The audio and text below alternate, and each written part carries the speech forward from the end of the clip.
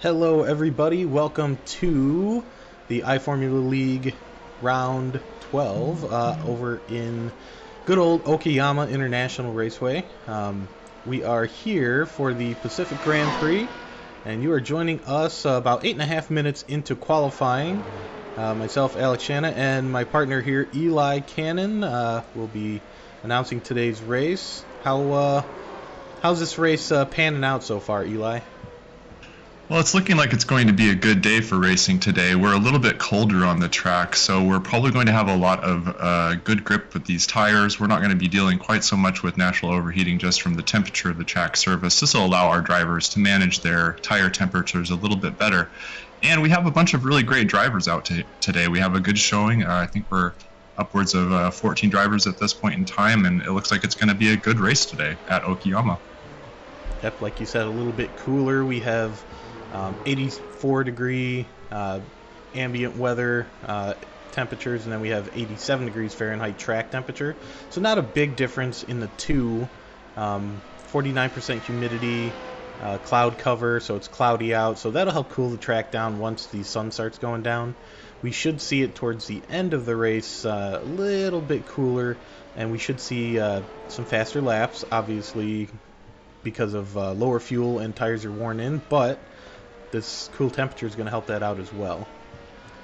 And these guys are going to be, guys and girls are going to be racing 54 laps today. It's going to be a long, grueling race. That's right. And we know with those longer races, the key there is consistency. The more turns you're making, the more opportunity you have to make a mistake. And with 54 laps, that's an awful lot of opportunity to put a foot wrong. Yep.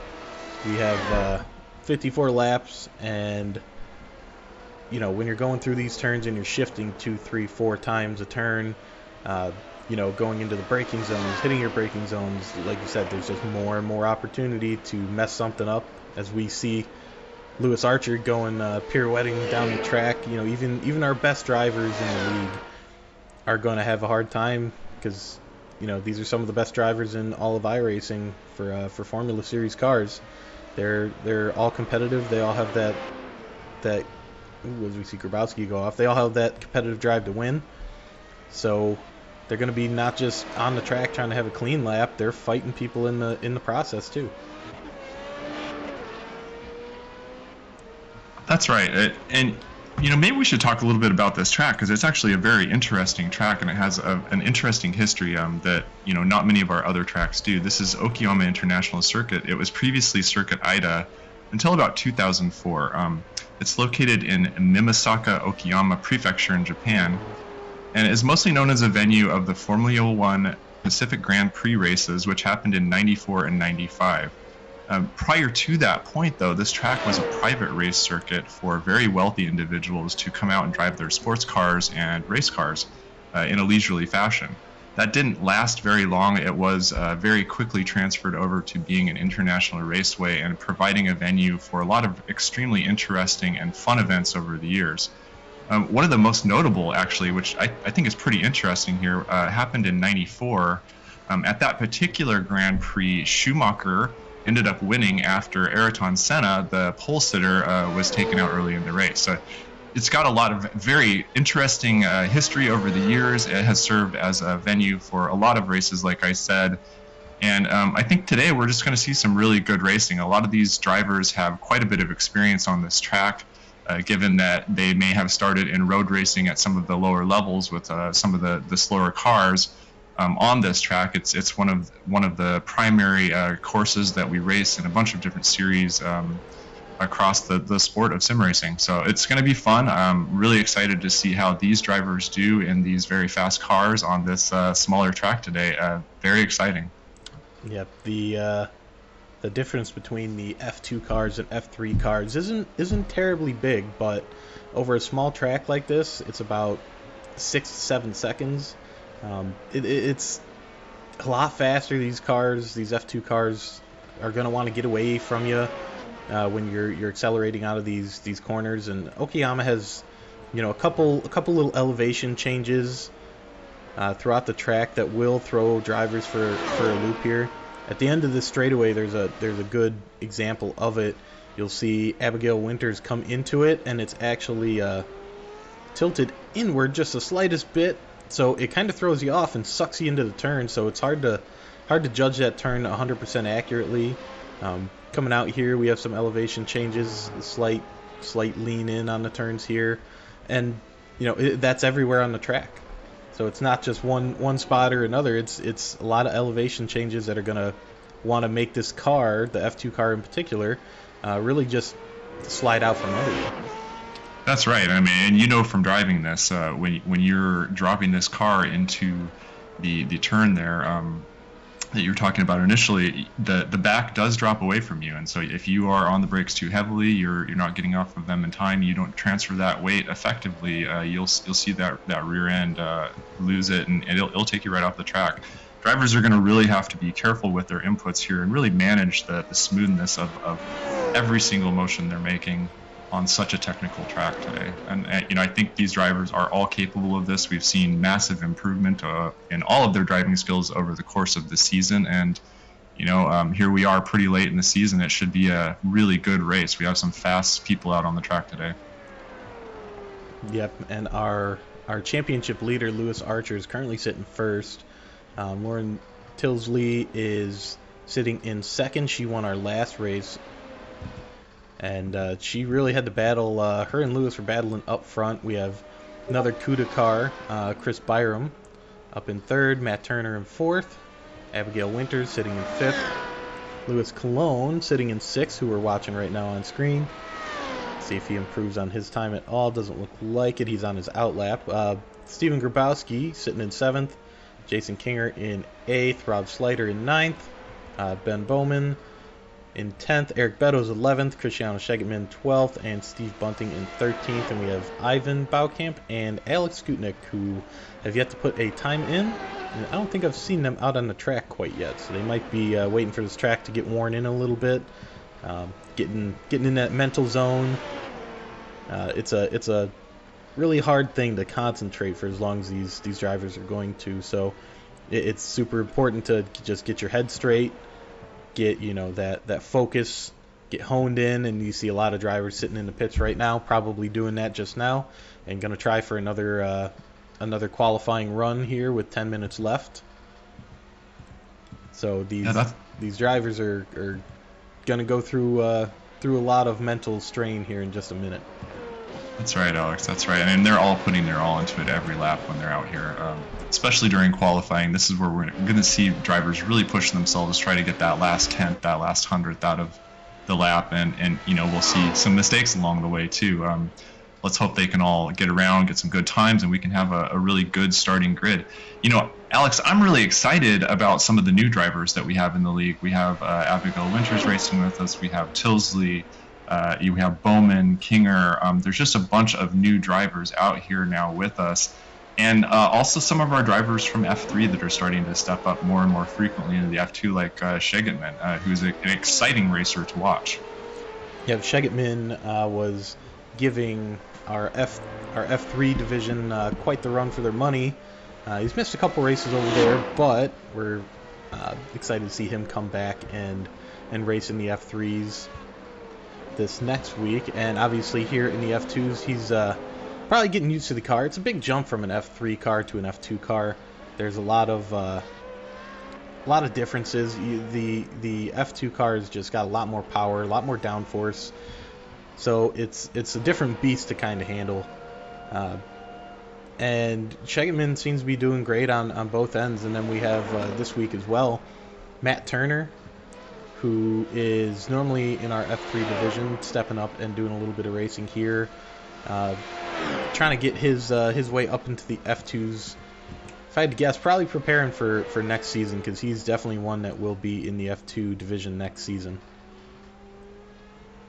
Now, we've seen a lot of battles over the course of the season. Do you think there are any rivalries that are forming and we'll see come to bear in this race, Alex? Oh, definitely. There's always going to be some rivalries on track. We have Lewis Archer was pushed last race to the limit by Lauren Tilsley, and it really shows when these drivers are right side by side. Neither of them wants to give up that space. We see it in real life F1 with Max and Lewis. You have a couple other smaller rivalries, but Lewis and Lauren, I think, are big rivals already after 2 races. We have Chris Byram and his teammate Lewis Archer. They push each other week in and week out. That's very comparable to the Lewis Hamilton and Valtteri Bottas scenario, where Chris is right there. He's always right there, right behind Lewis, and he's always pushing himself to be better. We saw Byram win a race just the other week and take home his first win of the season, and he's been running great ever since. Matt Turner, not always in the F2s, as we said before, in the F3s. He's developing some rivalries in the F3. Abigail Winters, like you said, being a new driver, not too much history with her, so not a ton of rivalry action going on with anybody yet. Lewis Colon and Grabowski always seem to be near each other, just like they are in 6th and 7th right now.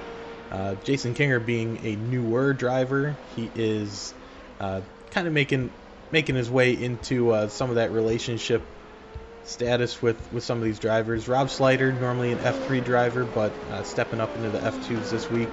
He's got some big rivalries down in the F2s that he definitely puts some time into to try and just have that little bit of an advantage over his rivals. And then Eric Beddoes and Steve Bunting being teammates, I know they're always pushing each other as well, just like Lewis and Chris Byram. So there's always a story between one driver and another.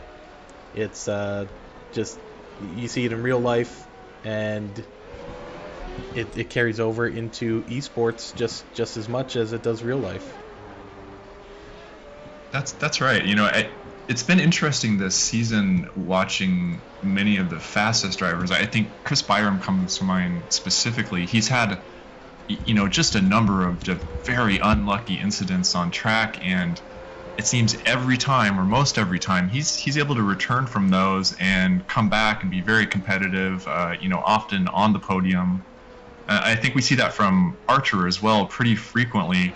And to me, that really makes them feel like such a good, resilient match for each other. Really great teammates that, like you said, are pushing each other, but also very, supportive of each other on track. I'm really excited to see, Chris hopefully have a good race this time and hopefully avoid some of the bad luck he's seen in the past, and likewise with Archer.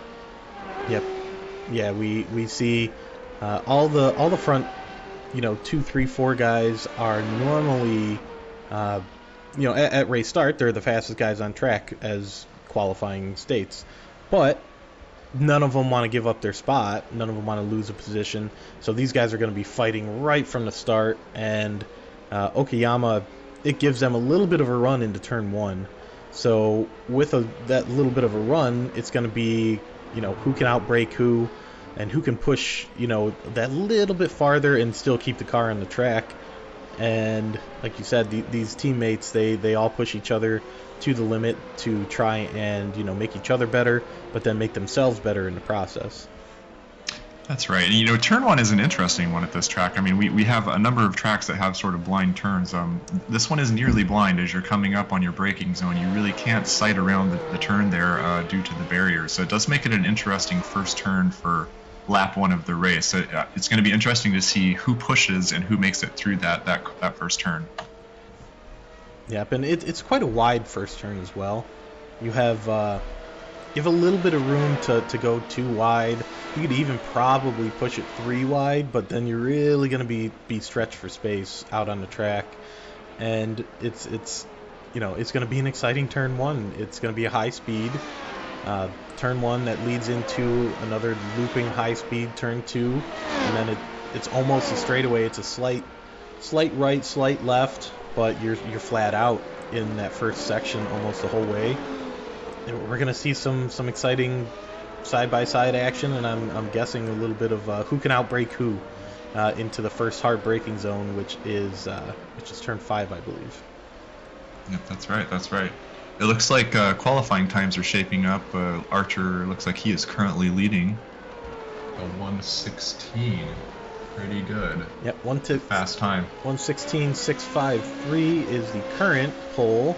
They still got 2 minutes, so these guys that are out on track are going to be looking to heat these tires up, get them up to temperature, and then try and make that gap not so big to Lewis and Lauren up front. Now, we often see Grabowski up front here too, and he's not quite there yet. Do you think he's going to be able to make up the time before the end of qualifying?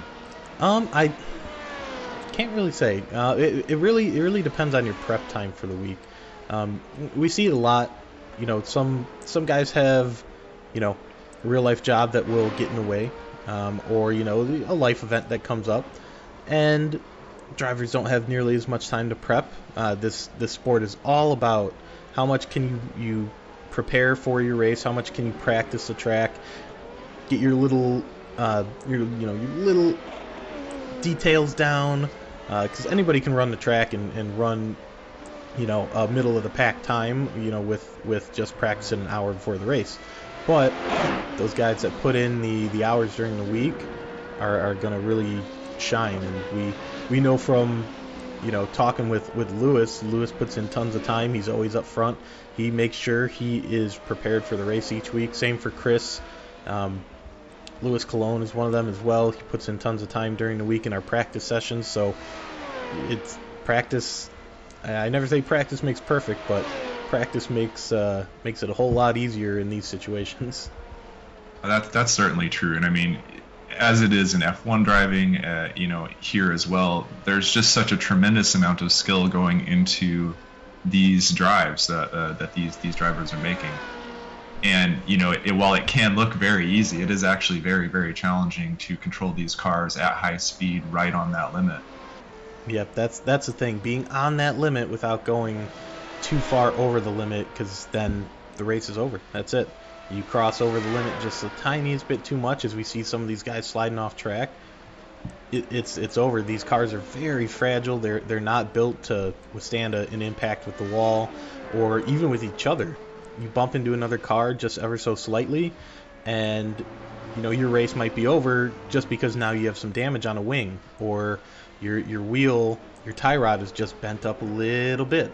It just very sensitive on contact, and when it comes down to, you know, making these cars perform to the best of their abilities 100% on the limit, it is taxing to do that for one lap, let alone 54. That's where that mental strain starts kicking in, and it becomes really taxing and really hard to do. I will say, doing this myself, it is a really hard thing to do, doing a 54 lap race and expecting to you know, to come out without any incidents at all. That's right, and you know, the biggest difference between being in the car on a track in the physical world and driving here in a sim is that you don't have the physical forces acting on your body, but you certainly do have the mental fatigue and exhaustion that comes along with executing each one of these maneuvers perfectly, lap after lap after lap after lap. And with a 54 lap race, like you're saying, Alex, I mean, that's a tremendous thing to undertake, and it's very impressive to watch, you know, the drivers here that have very few incidents on track do it, you know.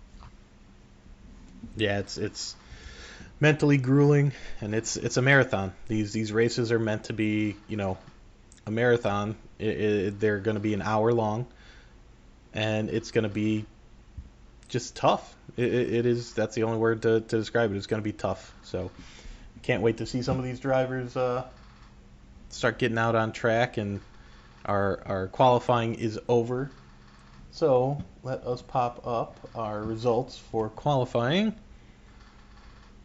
Right now we have our pole sitter, another pole for Lewis Archer. Lauren Tilsley right behind him, only 0.3 of a second back. Chris Byram sitting in third with a half second back. Louis Cologne a second off of the pole sitter in fourth. Matt Turner, who is just behind Louis Cologne. They are matching pace very closely in fifth place. Rob Slater sitting in sixth. Jason Kinger in seventh. Abigail Winters sitting in eighth. And Jason and Abigail are really close as well in their times. Steve Grabowski sitting back in ninth. Ben Bowman in 10th, Eric Beddoes in 11th, Cristiano Schegemann in 12th, Steve Bunting in 13th, Ivan Baukamp in 14th, and Alex Gutnick sitting in 15th. And I don't think Ivan or Alex, either of them got a time in, so they might have been just running a little bit behind, maybe have some real life stuff going on. That's right, and I mean, you can come away without a time too, just by making the slightest error on track. Yep. If you're over the line just a little bit, that will wipe your time out. So the drivers that have set times have done it also by being inside of the track limits, not making any mistakes really. Yep, and we just got word. It looks like we have Daniel Thomas has entered the race session as well. He was going to be cutting it really close, so it looks like he should make it here and on the track in time for the race start. That is exciting. He's always an exciting driver to watch on track. All right, let's take a look at our race info again. And our temperature has jumped up quite a bit on the track. Not sure why it would go up. I know we got the sun out in between these clouds, but we are now up to 95 degrees Fahrenheit for the track. So it's actually getting hotter for them out there. And our ambient temperature is 84 degrees for the air temp, 49 degrees humidity still. Still cloudy and still a slight breeze with 6 miles an hour wind. So the track has gotten warm. Now, Alex, they've been qualifying and practicing on a cooler track. What is this going to do to their sense for the track that they've building up over the previous portions of this session? So this will make it a little bit harder. They're going to have a little less grip going into some of these turns. They're not going to be able to hug the turn and keep that speed up. That grip level is going to just be down. These tires will just have a little bit of it's an oily, greasy residue that starts bleeding out of the tires, and they start to sweat a tiny bit, and that causes the cars to slip and slide on the track. When they're overheated, that's why you'll see when somebody slides out, those tires are overheated. Those liquids start coming out of the tire just the slightest bit, and it causes them to slip and slide around. Same for when the track is too hot. You have those oils and those greases out of the tire that cause that little bit of a slide, whereas normally you would have that real firm stick onto the track. So a little bit less time and a lot more incidents normally when you have a really hot track. And we just jumped up from when we were at about 85, 86 degrees Fahrenheit on the track up to around 89 during qualifying, and then now we're up to around 95. So we're going up about 5 degrees Fahrenheit every half hour or so. So hopefully it doesn't get too much hotter, because then we'll see these tires scrub away really quickly as well. That's another factor of it. It will eat your tires up because it's just hot, just wearing those tires down and wearing those tires away. That's right. It's typically our front runners that are doing quite a lot of tire management as they are pushing it the hardest of everyone out there. This will probably have them rethinking a little bit of that strategy and how they're going to manage their tires to make it as far into the stint as they possibly can. Yep, correct. They should be managing their tires throughout the race normally and have a strategy going forward throughout the rest of the race, but you might not be able to push it for 20, 30 laps as hard as you can. You might have to give it a little bit of a little hesitation and only push for 15 to 20 instead of 20 to 30. It'll really change the strategy and the way these guys are going to go about doing this race. So, but we're ready. We're gridding up right now. So let's jump over to our starting line. We see we have Lauren Tilsley currently on track, Chris Byram. Got a lot of these guys. 2 Orion cars are gridded up. The 2 CUDA Evo cars in back are gridded up. This is exciting, Alex. Yeah, we're getting all these cars on track. I think we need 2 or 3 more cars, and then we should be good to go.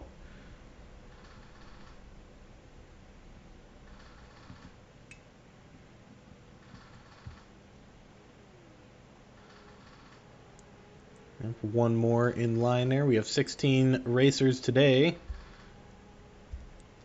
And here we go. We have lights are on. 1, 2, 3, 4, 5. And we have lights out, and off they go. We have Lauren Tilsley, who takes a lead, a big jump. Ooh, and a big wreck back behind with one of the Orion racers and the Cuda Evo guys. A couple cars going off track with Matt Turner. We have Lewis Archer up in first right now, battling Lauren Tilsley. Lauren is on the inside, Archer is on the outside. Let's see who can make this work better. Archer they are just pushing each other. Archer going down the straight. Look at this train of cars. We're just going to have a draft train going on here. Slipstream is going to be crazy. Lewis going into the turn. Still in first. Lauren really pushing up behind him. Ooh, and we have an incident behind it, looks like. We sure do. With a couple of the third, fourth place drivers. And Lewis off to a great start.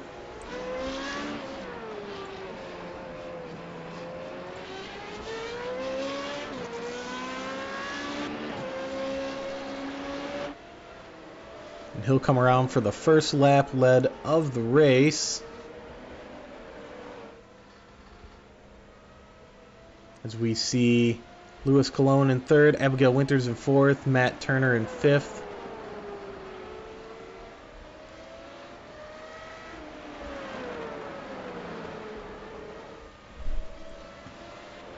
See, we have a pretty good battle going on in the middle here between Matt Turner, Eric Beddoes, and Daniel Thomas.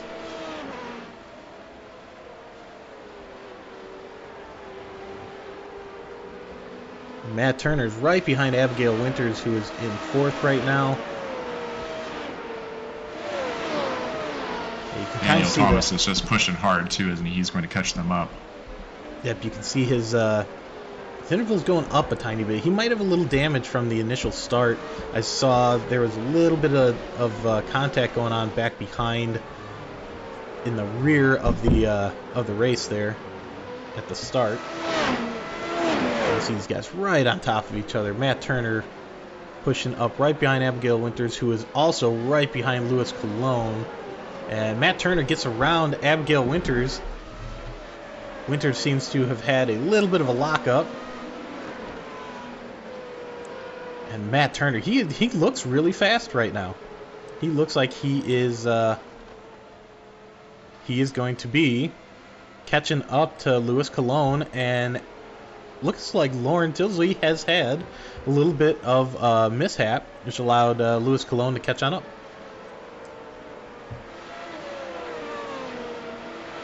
That is serendipitous for Lewis. He has been racing hard all season. He is high in the points, and a small mistake like that from Tilsley is going to give him that window to, really make a move here. Yep, you can see he's closing gap tiny bit at a time. The big thing about these F2 cars, the Renault 3.5 liter, is just that toe. The slipstream behind this car is so crucial. You can see Colon makes up a ton of time going down the straight, and we should see it again down the front straight as long as he can keep this about 7/10 of a gap.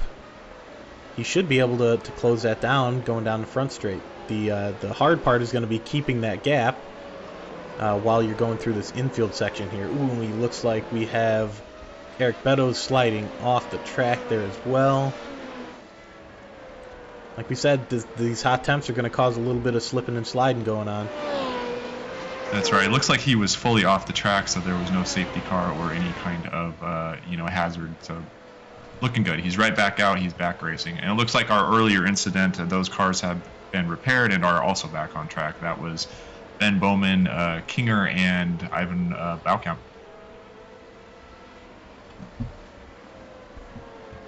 And it looks like we have Colon closing that gap again. Looks like he has the first sector down and a little bit quicker than Tilsley. You can see him catching up here. At the same point at the last lap, he was about 7/10 down He seems to be keeping that pace right there. I think Lauren might have the upper hand on him in the infield section.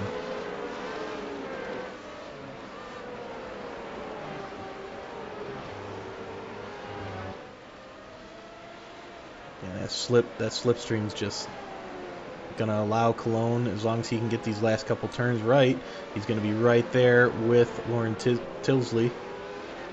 And like you said, Lewis has been just fighting hard all season long. All season, last season in the F3s, he finished, higher towards the middle of the field, as we see Lauren Tilsley trying to break that toe so then Cologne cannot close that gap.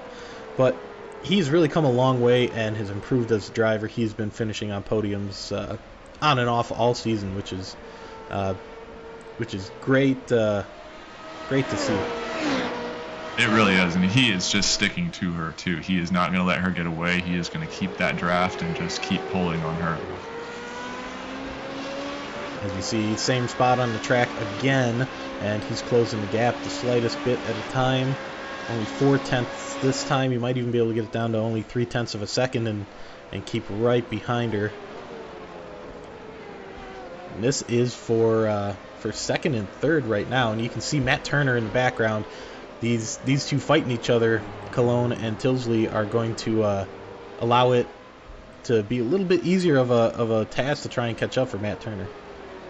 That's right. I mean, as Tilsley is defending against Louis, that's actually causing them to slow down a little bit. It's taking them off of their normal lines. She's trying to break that draft, and that is giving him a window to catch up. Matt Turner almost within a second here of Cologne and Tilsley, and there he goes. Within that second, he should be in the slipstream. Let's see if he can't make something happen. And slowly catching him too is Abigail Winters back there in fifth. So this is anybody's race. I mean, they're only separated by from second all the way back to seventh, about 6 to 8 seconds. And then from there on, only a few seconds after that, we have Rob Slider and Steven Grabowski, a 7-second gap. But overall, this field is holding together fairly confidently. And you can see those gaps just slowly getting smaller and smaller between Cologne, Turner, and Tilsley. These guys are really pushing their cars. And we have some movement out on track, right? We have Daniel Thomas as up 10 places from starting position. Shagetman's up 5. Bunting's up 2. Beddoes up 1. Winters up 3. It's really seeing some movement out there, and it does not look like the grid that started this race. It's very exciting, and hopefully it will keep moving the way that it has been.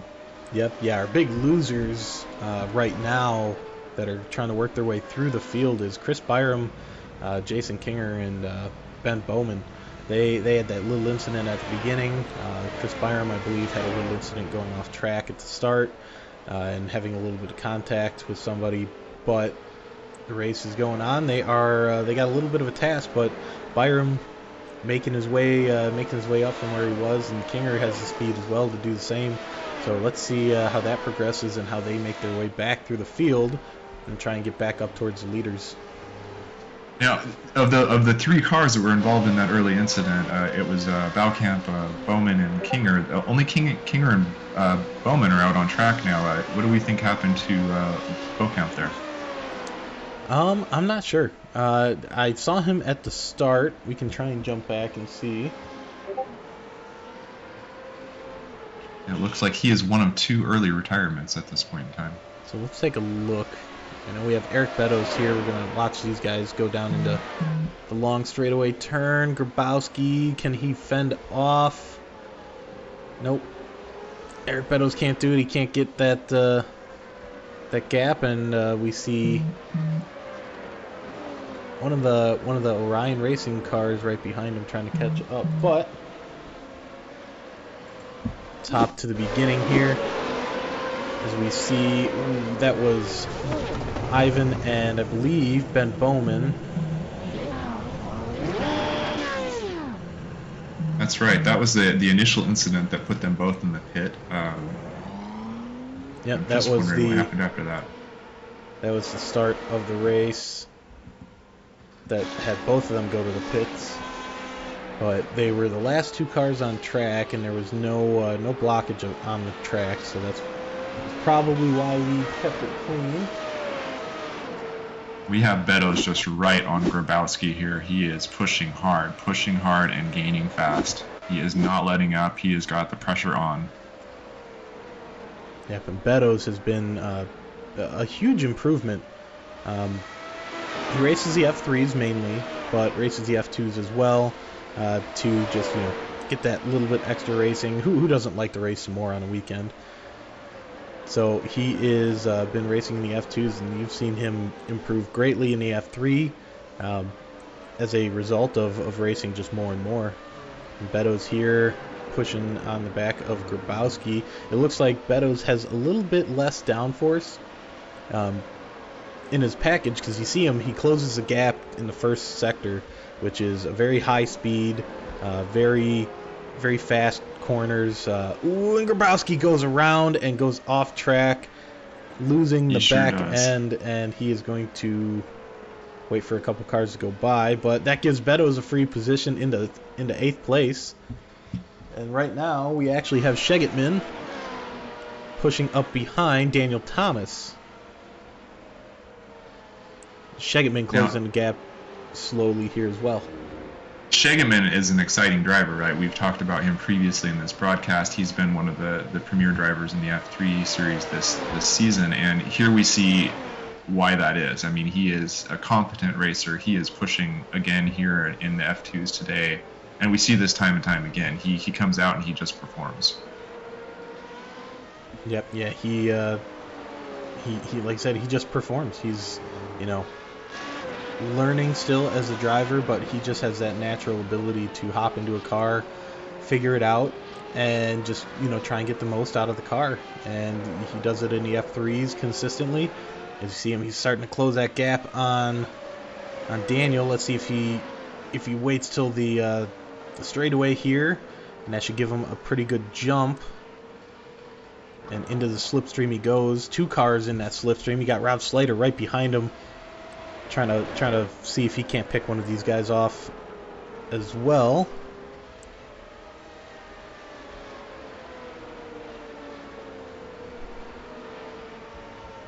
Now, it looks like right now the two of them are keeping a fairly reasonably similar pace. However, in previous laps, we've seen Shegetman almost a second faster.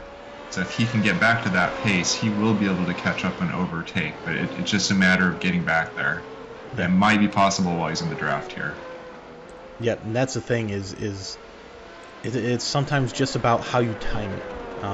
When you're coming up to, when we see Daniel Thomas go a little bit wide, you can be patient and just wait for a mistake like that, or as I was starting to say, you can try and time it.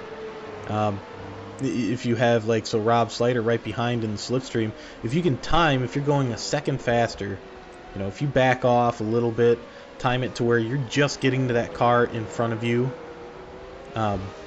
and getting into a slipstream right as you're going down a straightaway, then you should have a really good jump and a really good push to try and get an overtake. That's right. If you're a little bit too far, yep, that's that strategy. Timing it right. It might involve a little bit of a back off down the front stretch. If you're not close enough, if you got to try and time that lap and time where you're going to be on the track as opposed to where the guy in front of you is going to be on the track when you make your move. That's going to be a huge factor in a track like this where you have some really long straightaways, but you also have that really complex middle section that's going to put a gap in between some of these drivers.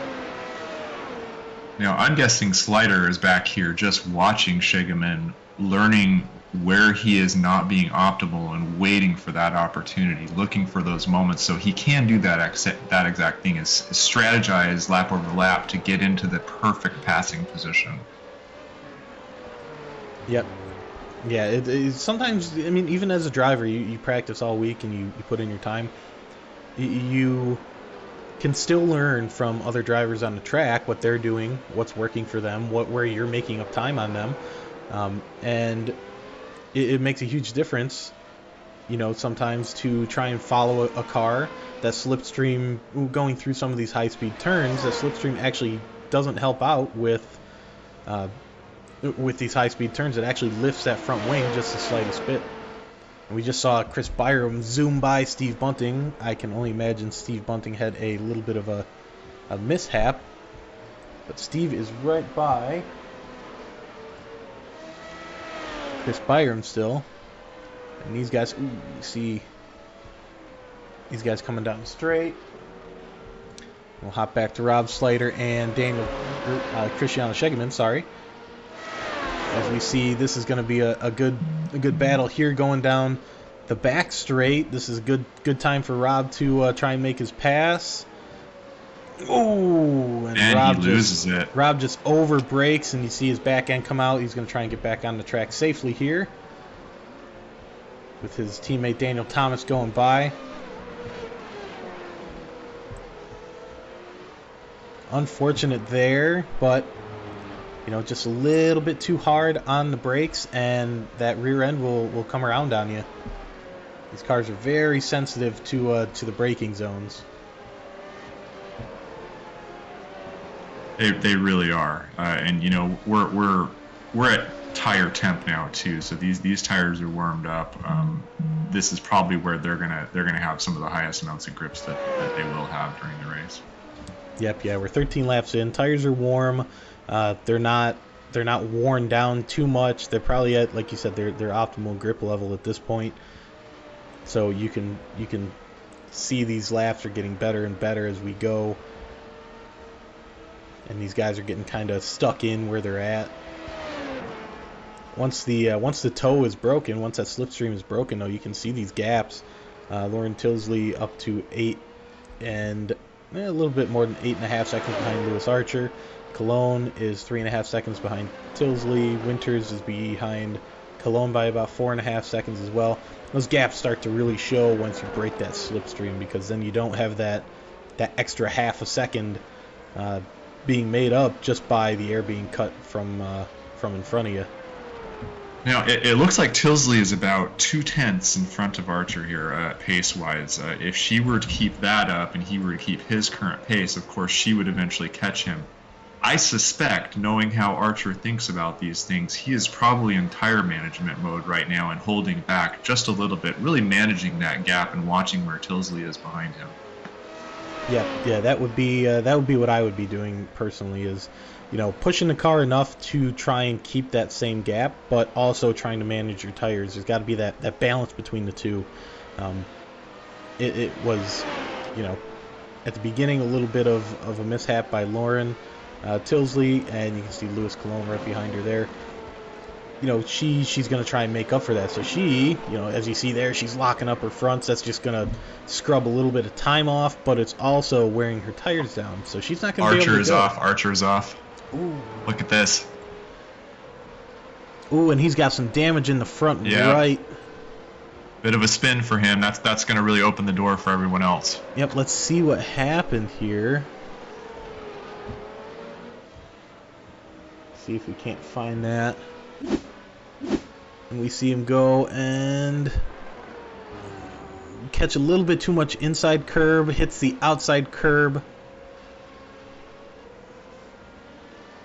And yeah, he smacks the wall really hard there. A little bit of damage. You can see he's driving a little sideways there. That's going to give Lauren the opportunity to close the gap. And Lewis, looks like we did get under yellow while he was still on track and a little bit out of control there.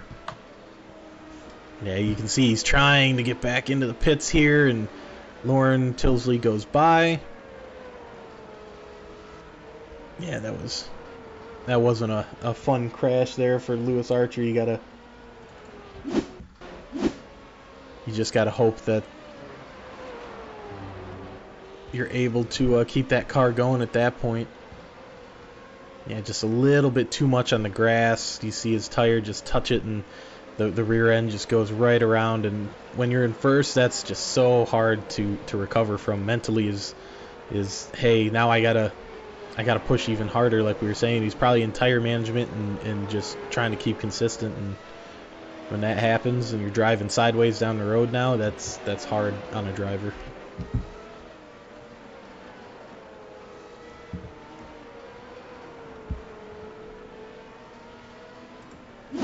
back live here as we're under safety car. And this is going to bunch up the field. This is going to be somewhat exciting here. We get another start. The field's all going to be close together again. 15 laps in. These guys and girls have the tires warm right now. If you decide to take your pit right now, then, you know, you have a little bit of a long stint to go. You'd have, would that be 39 laps? We're only on lap 15.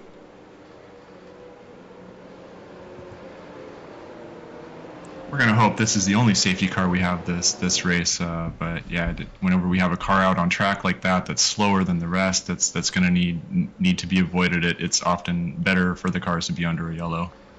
Yep. Yeah, we saw at the beginning of the race the incident between Ivan and Ben. That was at the rear of the field, and that was cleaned up and off the track before anybody was going to be coming around. So that is why the first safety car was not thrown, but the second one, our leader is way up front and damage coming across the track, out of control a little bit, so that's why we see our yellow here. Right now we have Tilsley, Cologne, and Winters coming in.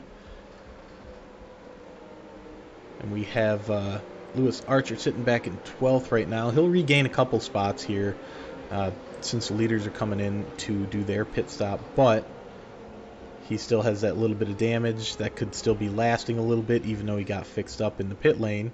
That damage is never always 100% fixed. And we have Cologne in the pit lane, Winters in the pit lane, Tilsley in the pit lane, Bunting and Thomas both in the pit lane.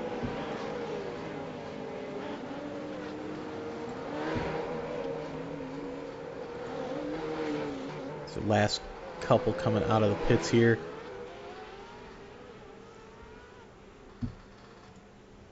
And we have Cristiano Schegeman right now leading the race.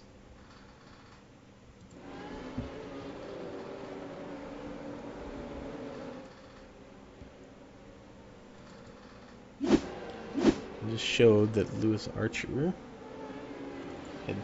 had crashed somehow. Let's see what happens here. Ooh.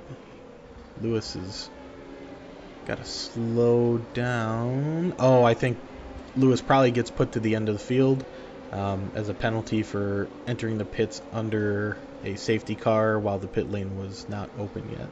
So he's been sent to the back of the field.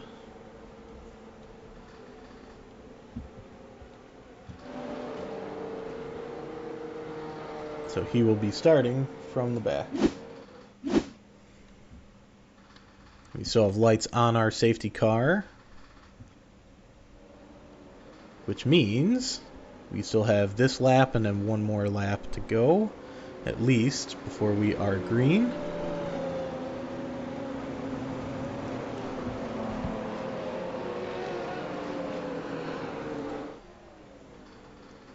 Get our chopper view here of our cars coming around. Eli, what are some of the big factors right now in the positioning of all these cars on track, and who had pit and you know what they're going to have to do to try and get a win, and what these guys up front are going to have to try and do to fend them off? How's everything shaping up right now? We have Schegeman in first, Byram in second, Slater in third.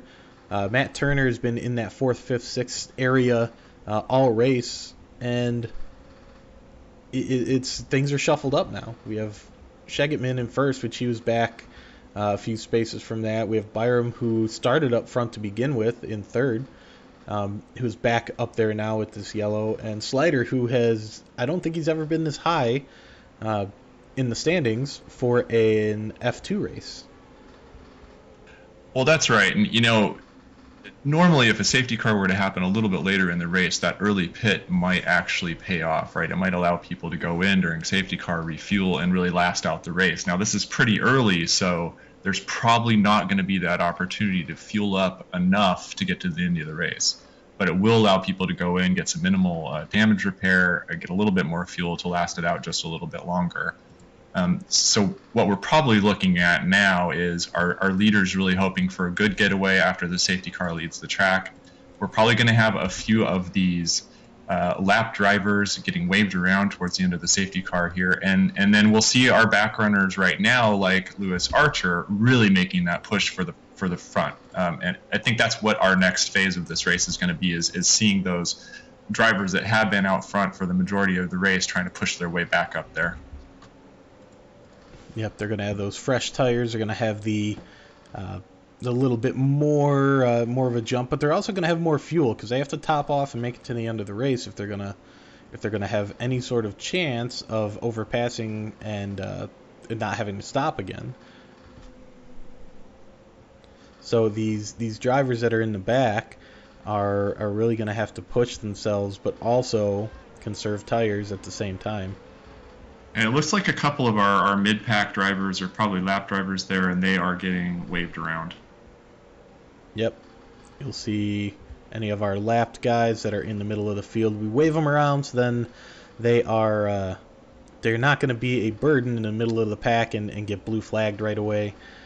This just causes chaos upon restarts. So, and you can see our lights are out on our safety car. So we are close to getting going again. And Cristiano will have our restart.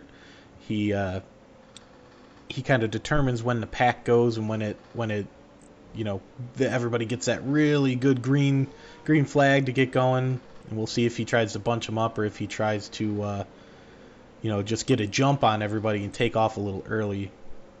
And remember, pit car has to be going down the pit lane, and then Cristiano has his determination of when the green goes. So it'll be interesting to see what the young driver does here.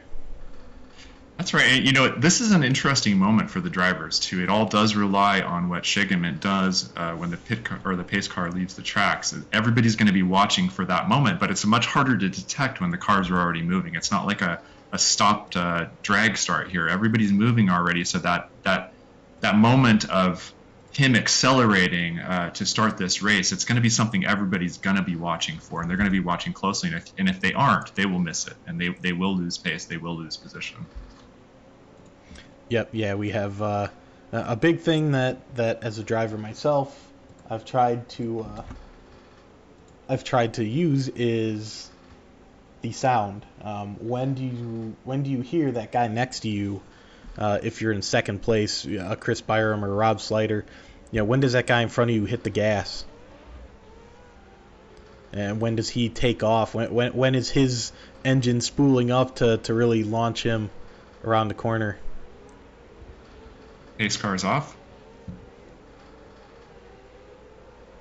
And Schegemann's backing him up, and here he goes, going through the last turn. We're off again. Has a little bit of a bunch up for the guys behind him, but he has a big gap in comparison.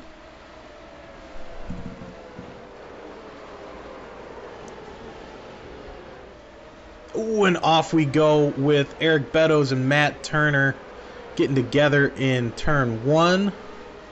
Coming back on the track now.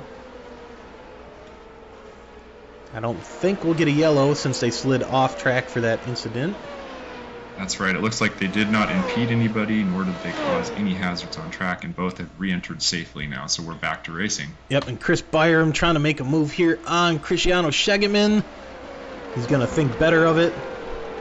But we do have a couple drivers behind that are fighting each other again. Lauren Tilsley, Stephen Grabowski.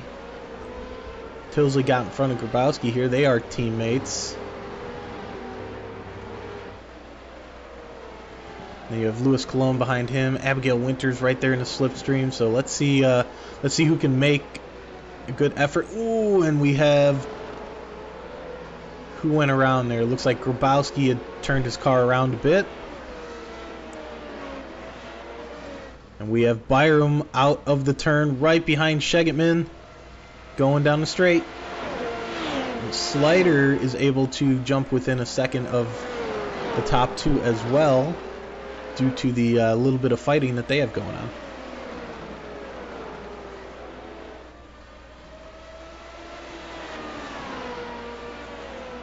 there's nothing like a good safety car to bunch the field up and give us some good quality racing.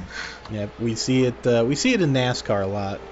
They have their competition yellows where they'll bunch up the field essentially if the race has gone green for too much amount of time, and when we have Byram trying to make his move, he's got to bide his time here. But if the race goes on for too long under a green flag and there are cars that are too far apart, we have what's called competition caution. So they'll throw a yellow flag, bunch up the field, let everybody do a pit stop, and then they start it up again just to keep that competition close. That's NASCAR. How do we feel about some? Oh, and we see Shegitman goes off. He turns it around. Looks like he is hanging on, trying to go without impeding anybody. Oh, and we have Eric Beddoes, looks like that gets hit by Cristiano coming back onto the track. Oh, yeah, and Beddoes is in rough shape due to that contact. And Cristiano's got to be a little bit more patient there. Let these cars by. It might cost him a position, but that's also going to cost him probably some incident points. It sure will. I mean, an unsafe entry back onto track just costs everybody in the race, you know. So this is another thing where these drivers just really need to be cautious, to pay attention to their surroundings, and just watch out. But you know, in the heat of the moment, it's really easy to just want to get right back in there. Yep, and you saw him waiting for a couple of the cars to go by. Is it possible he just did not see Eric Beddoes coming and thought he was in the clear and pulled onto the track? Well, yeah, it's absolutely possible, especially with the speed that these cars are traveling. So, you know, a driver can be right up on you, and you wouldn't know it until they are. Yep, and we take it for granted, but you know, being able to look right or left or you know, see what's coming down the track, it is hard in these situations unless you have a VR or a curved screen or a triple monitor screen. It is hard to see what's going on down the track, and just, you know, in real life we just take a look off to the right and see, but in a simulation like this you can't just glance to the right and see what's on your right. You really have to make an effort to look to the right with a button or on a monitor. It makes it really hard, as we see Jason Kinger making a move on Daniel Thomas here. Good move on the inside. I think he's going to be able to take it cleanly, and Daniel he's going to fight him on the outside. He's going to have that speed.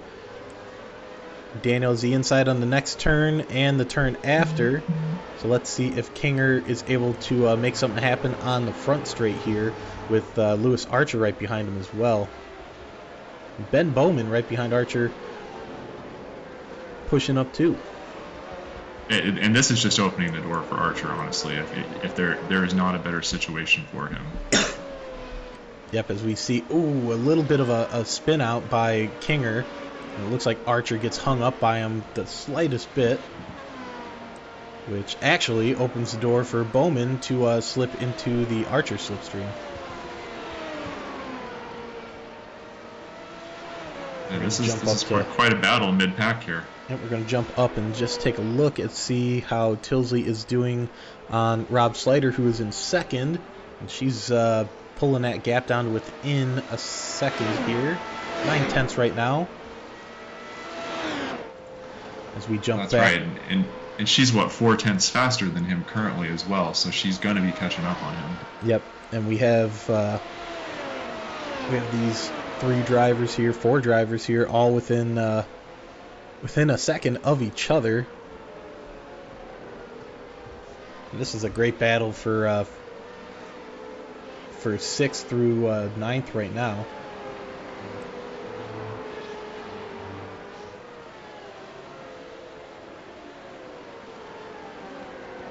Now I wonder with this battle between Kinger and Lewis that's happening. Lewis looks like he is holding back just a little bit. Do you think he is waiting to see what happens in front of him, and then we'll take that opportunity? What do you think's going on there? So it's hard as a driver to tell. With Lewis and his situation right now, he had a little bit of damage. He smacked that ball really hard. He might have a tiny bit of damage left on his car. When you go into the pits and you get a repair done, they do as best they can, but it doesn't always come out as a 100% repaired. So he might still have a tiny bit of damage structurally. All the wings and all the other stuff gets repaired up nice and tight. So that could be a factor, but he also has to think about, these cars in front of me are going to be fighting. I don't want to get caught up in a wreck as well, because then that could end his race right there. He doesn't have a quick repair. Ooh, just like we see there, Daniel Thomas going off, and ooh, a little bit of collision there from Kinger. That's probably going to be a safety car too. Kinger and Thomas in the middle of the track. Cars coming up behind them. Ooh, and they bump again. Thomas right into the back of Kinger. And it looks like we have a safety car back out here. Yeah, 3 cars involved. Cars coming at him. I would say definitely a warranted safety car there. Chris Byram out in front right now. He's gonna actually enjoy this safety car because it might bunch him up behind him a little bit. But ooh, we saw somebody go off there as well. I think that was Louis Cologne went off the track. What happened with him? Well, let's find out.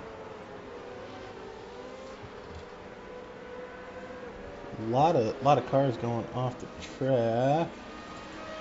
Let's see what happened. Replay here. Ooh, he just comes into the turn too fast and ooh, bumps the wall. His nose is going to be bumped up a bit, but he's going to be able to jump into the pits and hopefully get a fast repair here and get himself back on track with the caution going. That's it. It looks like he might have had just a little bit of understeer there and not been able to quite make that rotation happen. And when you have yellow flags flying, it can really throw a distraction when you see that up on screen, or you're trying to figure out where they're trying to put you in the grid. It can throw a wrench right in your concentration. So it definitely hurts some of these guys having a caution thrown. But we're bunched up again. Byram, like I was starting to say, he's going to enjoy this because he didn't pit early on, and this is just going to let him let his tires get that much more life. He's going to get 3 more laps out of his tires. He's going to be conserving some fuel, so when he does go in, it's not going to be as big of a hit. He might even go in right now, and he's going to only have to go 30 laps on tires rather than a full, what did we say, 39 that the other drivers were going to have to go. That's right. That's right. It is much more in the window of possibility. But as I was starting to say it before, and then we got caught up in the battle that was going on. Competition cautions in NASCAR.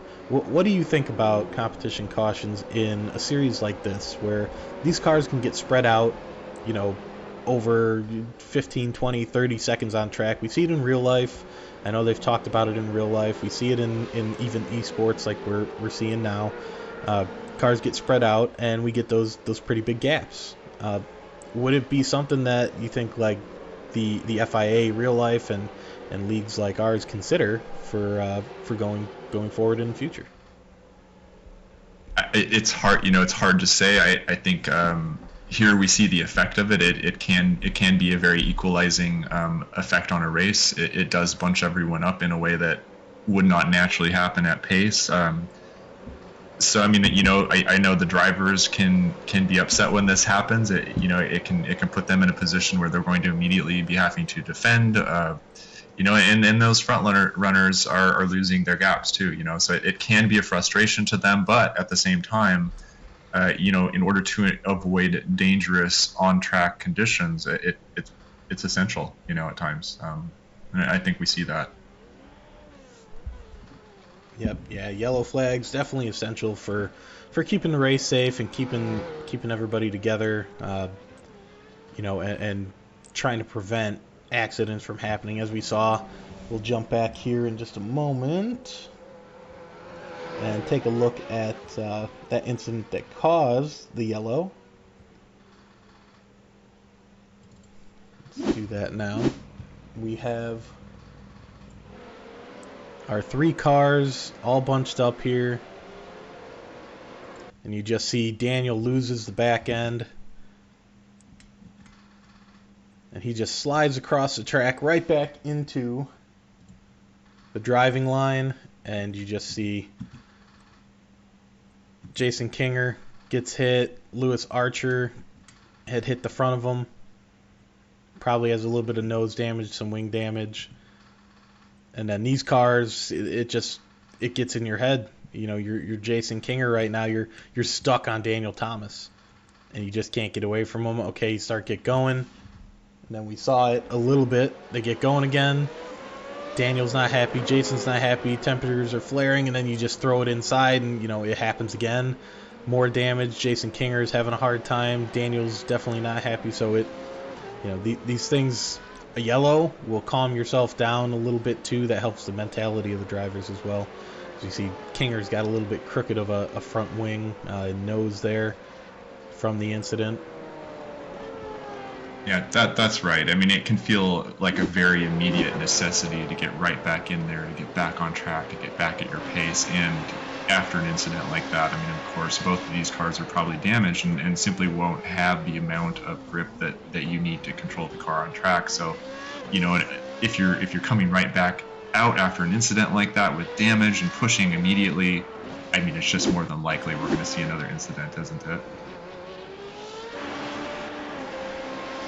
Yeah, you're probably going to see another incident. We can see it right here from the back.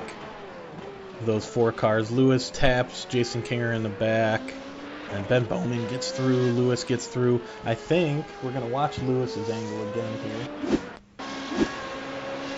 I think his front left tire is what makes contact. Let's see here. Let's see if Daniel's spin. Ooh, no. His wing got it and his nose got it, but he might have gotten away with one there. Netcode might have saved him some damage on his front wing, because he definitely I think you might be right. He definitely got a lot on that front left wing and that nose, according to iRacing initially, and then it seems to have corrected itself. That's right. That is a lucky break for Lewis.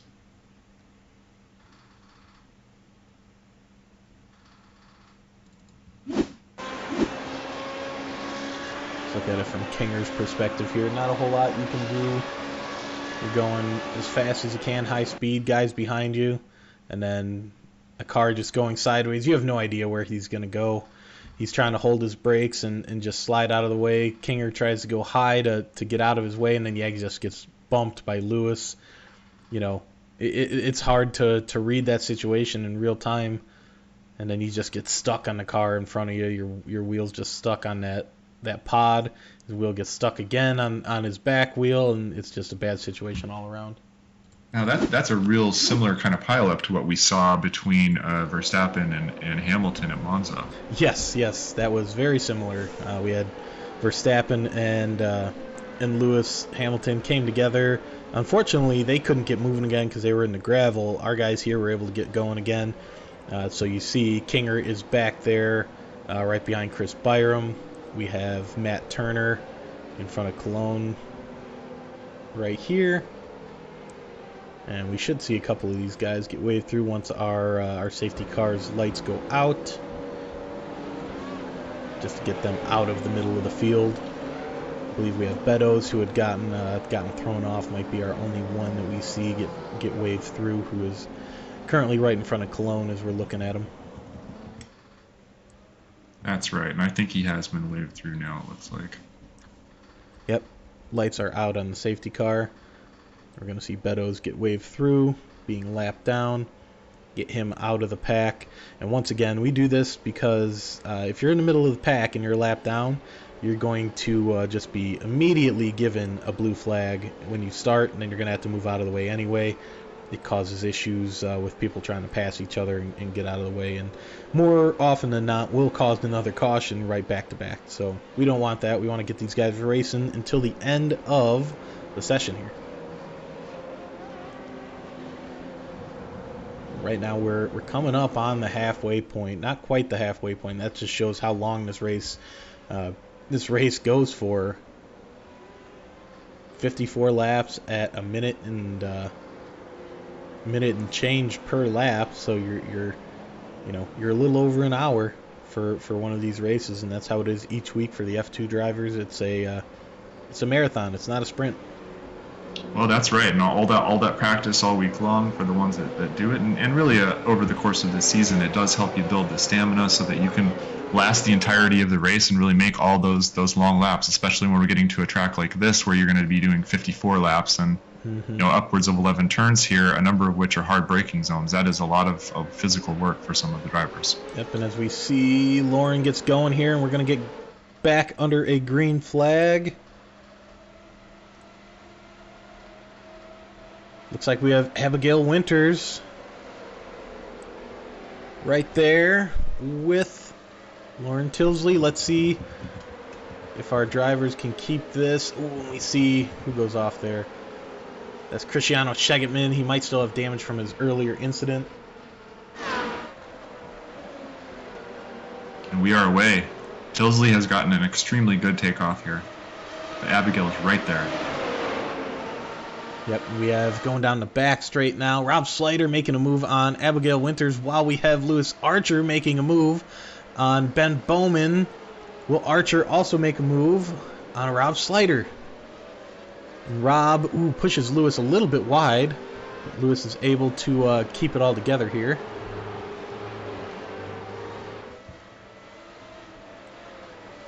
We see all these cars sticking together, keeping in that slipstream of one another. Going down our front straight, we should see a ton of speed. Our lead car, Lauren Tilsley, is going to be cutting that air for Slider, Archer, Winters, Bowman, Cologne, Turner. It's just going to, the farther back you go, the more of a boost you're going to get from that slipstream. That air is just being sliced wide open right now by Tilsley. You can see Archer just closing the gap on Slider. You have Bowman, who closes the gap on Winters as well. Some great battles going on right now. And again, Lewis just has himself, Archer's got himself right in that right position. If he keeps pushing, if he stays right with the two leaders here, he will likely be able to move up. We've seen it happen time and time again. Yep. And like we saw earlier, you just wait for the guy in front of you to make a mistake. Lewis right now pushing and getting the jump on Rob, and he's going to go by. Let's see if he can close it. Yep, he closes it off. Gets the inside position on Rob, and now it is Lewis against Lauren for the lead here. And Lewis had pit on lap 14. That was his last pit stop. And Lauren Tilsley had pit on lap 15 during that same caution. So Lewis has one about the same car conditions, one more lap of tire wear than Lauren Tilsley does, but they're essentially level pegging right now. You see, just a great battle right now. A couple spaces back from the front for 4th, 5th, and 6th, and 7th and 8th. They're all right there, right on top of each other.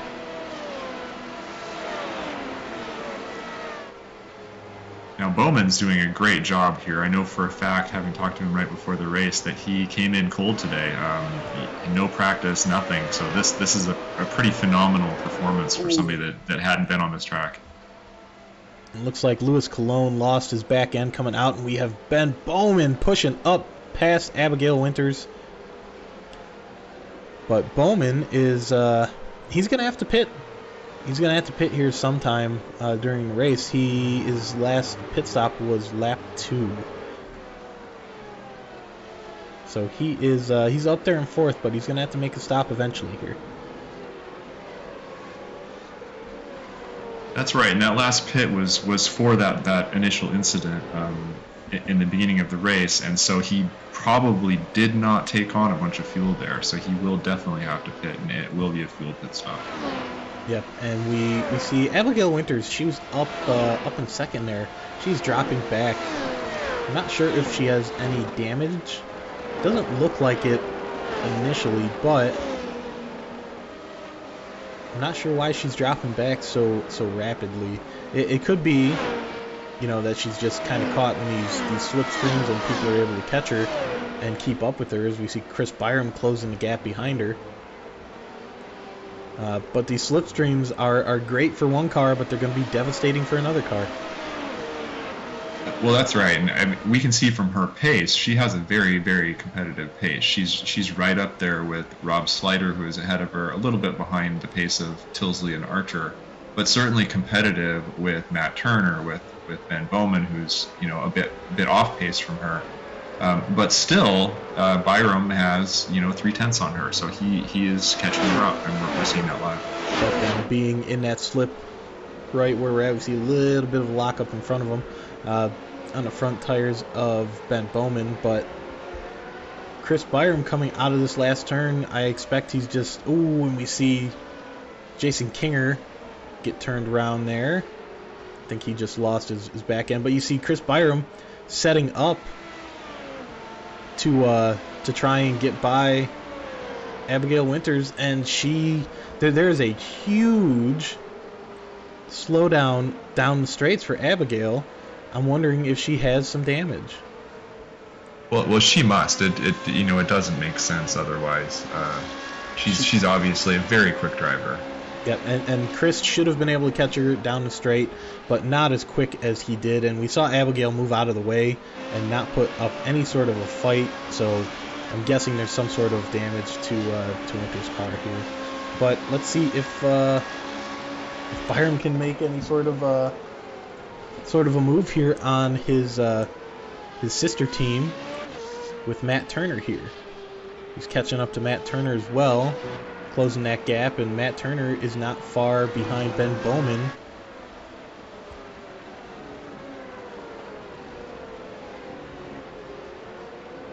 And like we said before, we see it on our screen. Lap 2 is Bowman's last pit stop. So when Matt Turner, Bowman goes off. He just caught a little bit too much on the throttle. And Bowman is going to have to pit now. Yeah, unfortunate turn of events for Bowman too. He's had a good race so far, pretty safe race other than that initial incident. This will put him behind. Yep, and coming in cold, like you had said, you had talked to him before the race. Coming in cold is just such a rough thing to do in these cars. It's, you know, just a car that's so hard to control, and if you come into a race and you don't have a ton of preparation for it, like we had said earlier, it will show. You know, it might not show in the fact that, you know, you don't know how to drive the track or the car, and it's just complete disaster, but it will show in the fact that, you know, you might make a mistake, whereas if you had that practice, you wouldn't have made that mistake before. As we see Cologne making a move on Daniel Thomas on the inside here. Thomas goes wide, Cologne goes by, and yep, Daniel Thomas will lose the position to Louis Cologne. And we're seeing really nice move there. Yep, yeah, Cologne was patient. Thomas, he knew he was inside. The same turn that Thomas had messed up earlier and locked him up and slid off the track. So Daniel Thomas probably had a little bit in the back of his head of I probably should be a little safe here. This corner hasn't been good to me so far throughout the race. And we see Archer making a little bit of headway on Tilsley, 4/10 faster. And Byram is running really quick laps as well, 18.7, 18.6 from Schegeman's, 18.7s from Cologne. Let's jump up to our leaders here. Louis Archer trying to catch up to Tilsley, and he's right in that slipstream. And something we haven't talked about yet today is the DRS system that the Formula Renault 3.5 cars have, that allows them to open up that back wing just like real life F1, And when you do that, it gives you, what is it, like 15 kilometers an hour faster down your straights, which will make or break an overtaking maneuver. So, you know, these guys and girls have 8 DRS pushes throughout the race, so that will give them that little bit of an edge when you're trying to make that pass. So when you're racing, you can save them for the end. You can try and push them at the beginning. Ooh, as we see a slide off. I think that was Matt Turner. And he is in the gravel here. I think he is ended up sliding all the way off the track. I think we're clear.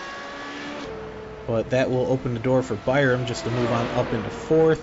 And Matt Turner has Jason Kinger behind him, who's going to be pushing for those extra couple points in the standings for Orion Racing. We have Shegetman on Winters right now. As we saw, Winters was having a hard time down the straights. And Shegetman is probably going to be able to get a pass on her here. Ooh, maybe not. He's just hanging behind. He's probably going to try and make his jump down the front straight then, with how close he is and how much in the slipstream he is of Winters. 4/10 should give him a huge speed boost down the straight. Well, I think you're right there. I think he's just biding his time and setting himself up for that moment. He right now is studying Abigail too to see where her weaknesses might be. If she has a particular corner she's going to struggle in that might be a passing opportunity, he'll be studying that right now as he's following her.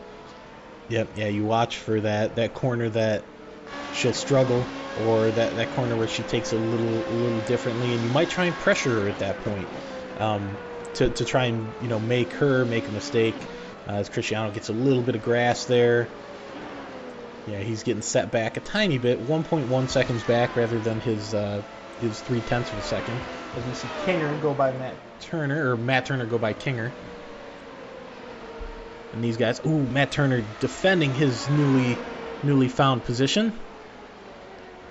And they are fighting. Wow, what a fight here going into the hairpin. The really long looping hairpin. Ooh, and Kinger loses the back end just a tiny bit, saves it. But that battle will be won by Matt Turner. Kinger is going to be left behind for the time being. A moment like that, you really just wish that you can catch it enough to keep it out of the wall. But those tires are going to be a little hot now for Kinger. Yeah, they sure are. They sure are. He's going to just be working on getting under control, regaining his peace of mind, you know, really getting himself back in the race, because something like that will be an upset. It breaks your concentration, and it really does pull you out of the moment. Ooh, and yep, Cristiano is off himself. We saw him go into the grass a tiny bit. And Cristiano Shegetman, let's see, make sure he comes onto the track safely here. As we have Matt Turner flying up right behind him, and he's going to close the gap and get into his slipstream. But we haven't touched on it a ton, but Lewis Archer has been keeping pace right behind Lauren Tilsley this whole time, keeping at about 0.7 to 0.6 of a second, no matter where he is on the track. And see him, he drops a little bit here on the infield to Tilsley. Well, that's right, and we were talking about this early. This is something that Archer is extremely good at, is really managing his pace and managing it in relation to the other drivers. You know, it can be a strategic move on multiple fronts. You know, it could be about tire management here, where he is simply saving up for that final push and that final battle, which he knows is coming, and he's planning for it the whole time. Yep. Yeah, if he has better tires, as we see replay of Rob, he just lost his back end there. Waited for cars to go by. Gets going again. No safety car. Under control.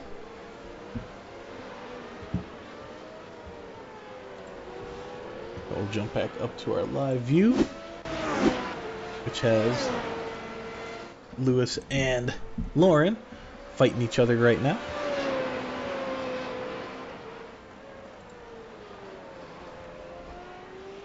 And this long straight is going to be what determines a win or a loss for either of these drivers. You know, if Lewis is just biding his time, using that slipstream just to keep within striking distance of Tilsley, you know, he closes the gap here in the infield, like he's doing now, down to 0.4 of a second. That slipstream is going to be his friend right now. And that's right. I mean, he's getting the slipstream here. He's doing a great job of managing his distance. You know, he's probably suffering a little bit from dirty air when he's right up behind her there, but he is just doing a great job of controlling it. If you saw him lose his back end there just the slightest bit, saves it. But that's what that dirty air and that slipstream does when you're going around a corner. The slipstream just makes your front end lift up just that tiny bit, and when it does that, you get a little bit of understeer. You try and steer into it a little bit more into your next turn, and you'll sometimes lose your rear end doing that. So Archer back a second now from Tilsley. Let's see if he can't close that gap back up, and he's definitely pressuring the leader right now. Right in that slipstream, and he's back within a second now. But if we go down the order, right now Chris Byram coming down the straightaway. He's 11 seconds back from his teammate Lewis Archer. We have Abigail Winters back up into fourth. It's been kind of quiet from third place back, but we had a couple slide-offs. We had Rob Slater slide off. We saw Louis Cologne a little earlier slide off. Daniel Thomas and Christiana Shegetman all a little bit of bad luck in sliding off the track. And Matt Turner as well on that restart. He's trying to make his way back up the order. But Abigail Winters staying consistent. And that consistency is what's got her in fourth place right now. It's going to be, a great handful of points as we see Turner a little bit into the sand. But yeah, that consistency right now is going to get her, if she keeps this up, a nice top 5 spot. That's right. And we talk about this race after race. We talked about it earlier in this race. Each one of these laps needs to be perfect, and the more consistent that you are, the better you will place. It is that simple. If you couple that with raw speed, like our top drivers, our front runners have, you have a real combination for winning. Yep, yeah, that just really blistering pace from Archer and Tilsley, and they don't mess up too often. We've seen it a couple times. Archer messed up and caught a little bit too much grass coming out of one of the infield corners, and Lauren has had a couple things that lose her a tiny bit of time here and there throughout the race, but they don't have those big slide offs and those big wrecks too often. Lewis Archer not really getting collected in wrecks either a whole lot. We saw it a couple times the past season, but not a ton. That's right. I think this is going to be a really interesting season. The rest of the time we have, I think we have just a handful of races left, but we're really seeing a rivalry form between Tilsley and Archer. They're a couple of very evenly matched drivers. They are pushing each other hard, and I think race over race, we're just going to see this develop into a real battle for the title.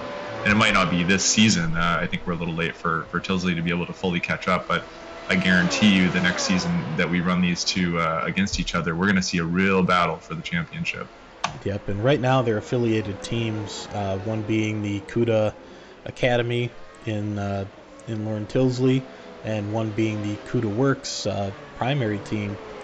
Going into next season, these drivers, they always all get shuffled up. Some of them make their own teams, some of them, form a bond with, some of the other drivers around them, talk off track in the paddock, and just really, end up saying, hey, why don't we drive together next season? So she could go and find another driver to go drive with, and then these drivers, Lewis Archer and Lauren Tilsley, are not teammates anymore. They won't talk to each other on a daily basis. Then that rivalry becomes even more real. Right now it's, they're both fighting, but they're kind of on the same team, being affiliated. That could be completely different next year. That's right. And I think the really cool thing about a league like this, about these kind of drivers, is they're coming out here to compete, and they're going to welcome that really hard competition from each other. And that's really what makes these races so exciting, ultimately. Yep, yeah, they're going to push each other, as we're seeing Archer push right up behind Tilsley. And he's not gaining a ton of time on her down that straight. You would have thought that he would have been able to just make a really good jump with that exit that he had. But you kind of wonder, is he letting off and just, like we said before, waiting to strike? Is he saving his DRS pushes for the end of the race? What do we got going on in Lewis Archer's head right now? Well, that's got to be it, doesn't it? I mean, he has the pace. We've seen him push before. We've also seen him sit like this and just really follow and wait it out for the moment to try to reserve, to try to keep his tires, in the best possible condition that they can be for that end push. And I mean, he's just doing a phenomenal job of keeping that distance, keeping that gap just where he wants it, so that he will be poised to make his move when the time is right. And I'm sure she's feeling it too. Yep. Yeah, she is up front in front of Lewis right now, and you're in first. You don't want to lose that lead. You don't want to just let him by. So there's some pressure on her right now. And as you see, he's got the jump on her coming out of the turn again in the slipstream. Does he make his move now? Let's see. And she takes the defensive inside line. He goes even farther inside. Wow, what a move here. And he makes it stick, but she's got the run on him. Coming out, and Archer takes it from her. Tilsley is down into second. Archer up into first. What a move. She took that defensive line, and he said, hey, there's still some more track down there. I'm going to go and get it. I mean, this was a classic pass. This was art in the making there, and he is truly a craftsman on the track. He just showed his colors there. We see him just throw it in there in the replay. And he makes it stick and look so easy, but that is, I will tell you, a really, really hard maneuver to try and make stick. And just not a foot put wrong there. He just really pulls it off beautifully. That was an elegant, just gorgeous pass. Right, and I think he kind of throws her a dummy there, too. It almost looks like he's going to go outside and then throws it back inside, and, well, she has nowhere to go. It's just you gotta let it happen or risk wrecking each other, and she goes on to fight another day. That's right, but she has to be kicking herself for letting him by. She's now got to follow him and try to catch him and get past him again, and we know that is not an easy thing to do with Lewis Archer. Nope, and she's got that slipstream working with her right now, but she's slowly falling out of that slipstream, and it could be, like we said, the DRS pushes. Does she have any to use to try and close that gap later on? Is Archer using them right now to try and pull away from her and get her out of that slipstream? There's a lot going on track that we don't have the scoop on. That's right, and you know these thoughts are going through their head. There is strategy happening right before us, and I just can't wait to see how it will unfold. Yep, we're going to jump back through the field here and check up on our other drivers. We got Byram sitting back a little ways, still in third. Abigail Winters, phenomenal race, especially considering we think she had some damage. Louis Cologne has gone off a couple times here, but phenomenal race for him as well to recover and keep it up in fifth place. We have Daniel Thomas here coming around. A couple mishaps from him. We saw the incident with him, Ben Bowman, and Jason Kinger, and Lewis Archer as well. And he is gone off track a couple times, had a little damage. But overall, for not having any practice during the week and not having a huge amount of time to prepare, he raced home from karting in real life to make the race, and he made it minutes before the race had gone green. So considering all that, sixth place is not doing too bad. Matt Turner down in 7th. He is normally one of our F3 drivers, one of our better F3 drivers and more consistent than some of the field. And he is gotten collected in a couple incidents, which is unfortunate to see. You don't like to see that happen, but you know, Turner making the most of it, getting some points here in 7th. Orion Racing here with Ben Bowman, once again collected in a little bit of an incident here and there. And then we have the BE racers who are going to be lapped here in just a moment with Eric Beddoes and Steve Bunting. Beddoes down a lap already, but with the leaders coming up behind him, they're both going to have to move out of the way here. And ooh, Lewis gets a little bit too much grass there, and he's going to have to deal with these back markers in Beddoes and Bunting right now. Beddoes just trying to get out of the way. Lewis wants to get by him, and Beddoes goes off to the right. And then down the straight, let's see if Bunting gets out of the way. Yep, he dives inside, lets these guys by. Great racing etiquette here by Beddoes and Bunting, knowing when to get out of the way and not hanging these drivers up who are pushing for a win. It really is. That's showing respect to your fellow racers out there, and you know, when it happens this way, it just makes for a cleaner, better race for everybody. Yep. Yeah, you can be salty and you know, be all aggravated that you know you got passed or you had a little bit of bad luck, and now you're lapped down because the leaders are coming up behind you, and you know, just not want to get out of the way, really make it hard for these guys to get by. Or like you said, you can pay your other drivers some respect. Beddoes and Bunting, when you guys watch this back, great job. That's exactly what we love to see, is that camaraderie between drivers in the league to say, yep, I'll get out of your way when I need to. And, you know, when I got a blue flag, it's all you guys. So great job by them letting these drivers race. And we're seeing Lauren Tilsley. She is slowly closing the gap. She's down within a second here of Archer. And we're coming up to 8 laps left here once Archer comes across the line. Ooh, you see, just on that edge that we talked about, Archer just coming out of that last turn and just a little bit of a rear end shake with him grabbing that little bit of grass. But these drivers just use all of the track from one side all the way on the right on our view screen to the left, all the way off on the curb, back on the curb here, on the curb on the right. You know, they're just so talented to try and get these cars to perform on that limit, like we were talking in the qualifying session.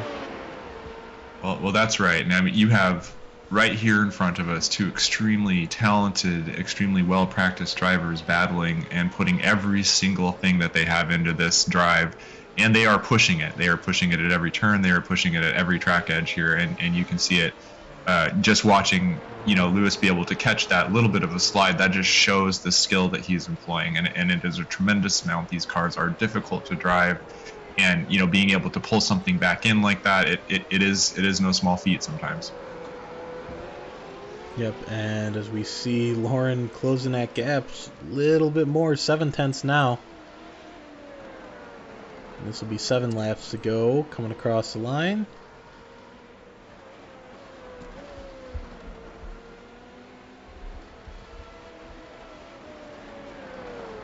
And Archer, you know, you got to be thinking, did he push his tires a little bit too much too early?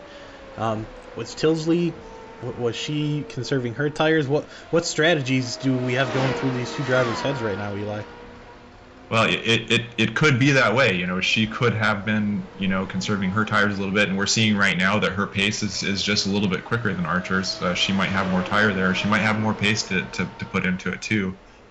You know, she may be playing the same game right now that Archer was earlier, just sitting back there and waiting and conserving for that moment. We don't know how many DRS pushes either one of these drivers have. You know, they really could have a significant battle ahead of them at this point. And I guarantee you that Archer is trying to hold this lead on her, keep this gap, and you know, we're seeing lap after lap, his pace is improving and getting quicker as he's feeling that pressure from behind. Yep. Yeah, you saw him have a little bit of a lock up there a few turns ago, and that pressure. Some drivers don't like that pressure. Some strive to be under that pressure, and they really make the most of that high intense pressure situation, and actually pushes them to do better. Then Lewis is one of those drivers. When he's got somebody behind him pushing, you can see there he goes about 5/100ths faster than Lauren Tilsley does, and Tilsley is pushing her hardest. It's all going to come down to the last few laps, I think, who can mentally keep it together, because you don't see very many mistakes from these two drivers. That's right, and I know, I just getting inside of Archer's head right now, he is watching that gap, he is managing the tenths, he is right on it. This guy is a surgeon on track, and we're seeing it. Yep. Yeah, what in racing, you try and block out some of the external factors. In this situation, are you looking at your factors to keep your knowledge and your information up on the driver behind you, or are you just trying to block it out and turn off all your statistics coming in at you and just driving? There's two ways to go about it like that, but in this instance, what do you think Lewis is doing? Is he analyzing everything, or is he saying, hey, I'm just driving as fast as I can, turn it all off, and just make it automatic? I feel like he's got 4 laps to go. He knows he needs to keep that gap. He knows he might even be managing fuel at this point. He's definitely managing tires. I would guess that he's employing some strategy here. He's probably keeping that gap to something he feels comfortable with, knowing that he can push when he needs to, and waiting for her to do the same thing. I mean, really, that attack is coming from Tilsley at some point, and it's just a matter of time. Yep, as we see him putting a little bit more of a gap each lap. Tilsley not quite able to be within that full second of him. She breaks into it there, and I think we had said it before, I think Tilsley has the advantage on the infield, and Archer has the advantage down the straight, or vice versa. I think it was the opposite. So Tilsley, we're looking for that pass down the straight and that real push down the front straight and then down that back straight. There's so much opportunity for her to get in that slipstream. When she has her DRS pushes, you have 2 opportunities per lap to use them in a really high end yield from each one of those. Down this straight and then down the back straight, you're going to get your best results from your DRS push there. And if she had them, I think we'd be seeing them, and I think I'd see that gap come down a little bit, but I'm not sure that she has any more DRS pushes in the tank. Yeah, and you might be very right there. We know with each one of those pushes, it's about a 15 mile per hour gain, and that can be significant, especially on a straight. If you also have the draft, so you're probably right. We're not seeing that happen here. We're not seeing that gain happen. She might be out. This just might be a hard push to the end. Yep, but we have 4 more laps to go, 3.5 really, because we're about halfway through this lap with Lewis and Lauren, and we have a couple obstacles in the way. We have a back marker here, and that would be Ben Bowman in 8th place. Of him, who is going to be in the way slightly, or Lewis, as Lewis locks up a little bit, has a little bit of a loose rear end, and this is going to be exciting because Tilsley is coming up right behind him, 7/10, which is well within that slipstream, and she's down to 6/10. Ben Bowman. That's right. She's just been waiting for that moment, hasn't she, Alex? Yep, yeah, it's not a huge slip up, it's just the slightest bit. He loses his rear end just the tiniest bit on an exit, and that opens up, 2/10 on Lewis, and now Lauren's going to be able to give the push that she's been waiting for all race.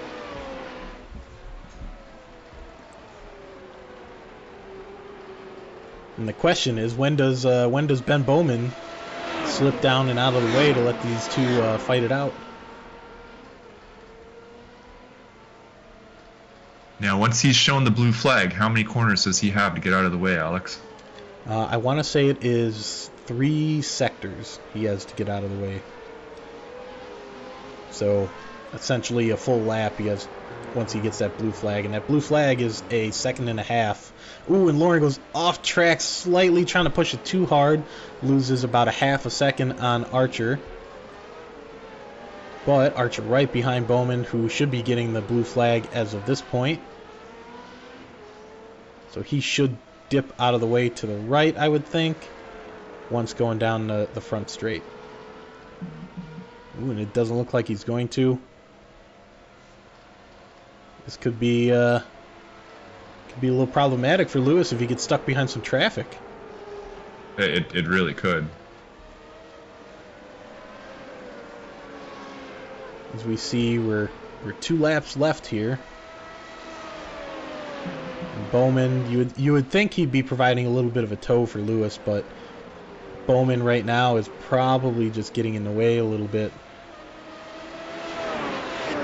Now, it almost looks like to me that Tilsley has lost a little bit of her distance on Archer here, and Archer has gotten a bit of a tow. So I think that actually helped him. Ooh, Bowman gets in the way of Tilsley there. Tilsley able to get by him, but Bowman did not make it easy on Tilsley. She's lost a couple 1/10 of a second.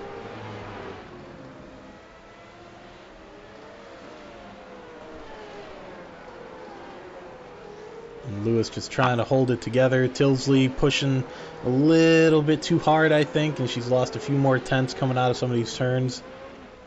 I have to say, I think this has set Lewis up for the podium. I think he's going to be able to take it. Yep, yeah, she's 2.5 seconds behind now. I think Bowman just getting in the way that tiny bit just didn't help Tilsley out, and we're seeing our white flag go here for Lewis Archer. As long as he keeps it on the track and keeps it, facing the right way, he should be able to take home another win for the CUDA Works team. And Tilsley will get another podium as long as she keeps it facing the right way. And you can see... I'm sure there's going to be some words exchanged over that in the paddock, huh, Alex? Oh, definitely. You don't like to see, you don't like to see a driver get in the way. You can see her, she's swerving back and forth here. Probably not too happy with the fact that Bowman got, he probably could have gotten out of the way a little sooner. He still had the blue flag. He didn't get penalized, which means he was still within his right to be where he was. But as we saw earlier, Beddoes and Bunting, as soon as Archer had gotten behind him, they were out of the way. They let both drivers by and let them fight it out. It's unfortunate, but Bowman is well within his right to do exactly what he did. And we are going to see Lewis Archer coming across the finish line, swerving around, celebrating.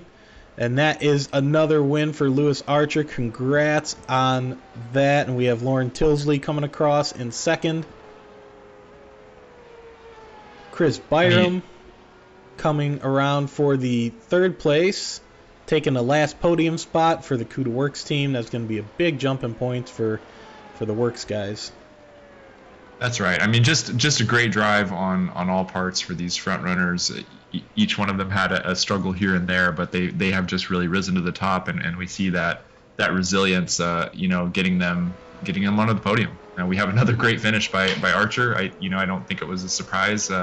We saw him really pushing there towards the end, and he had some really, really great takeovers here during the course of the race. So I mean, well done on his part, well done on Tilsley's part, and to see Byron come back to the front of the the racing lineup, it's pretty brilliant. Yep, yeah, great job by all drivers today. We saw 5 drivers that were wrecked out there throughout the race, different portions of the race. Gutnick doesn't look like he had joined the race at all, so something must have happened to him. So, it's a shame for that. Let's jump up to our leader here. We're going to try and get these guys in for interviews here in just a moment, so hang with us.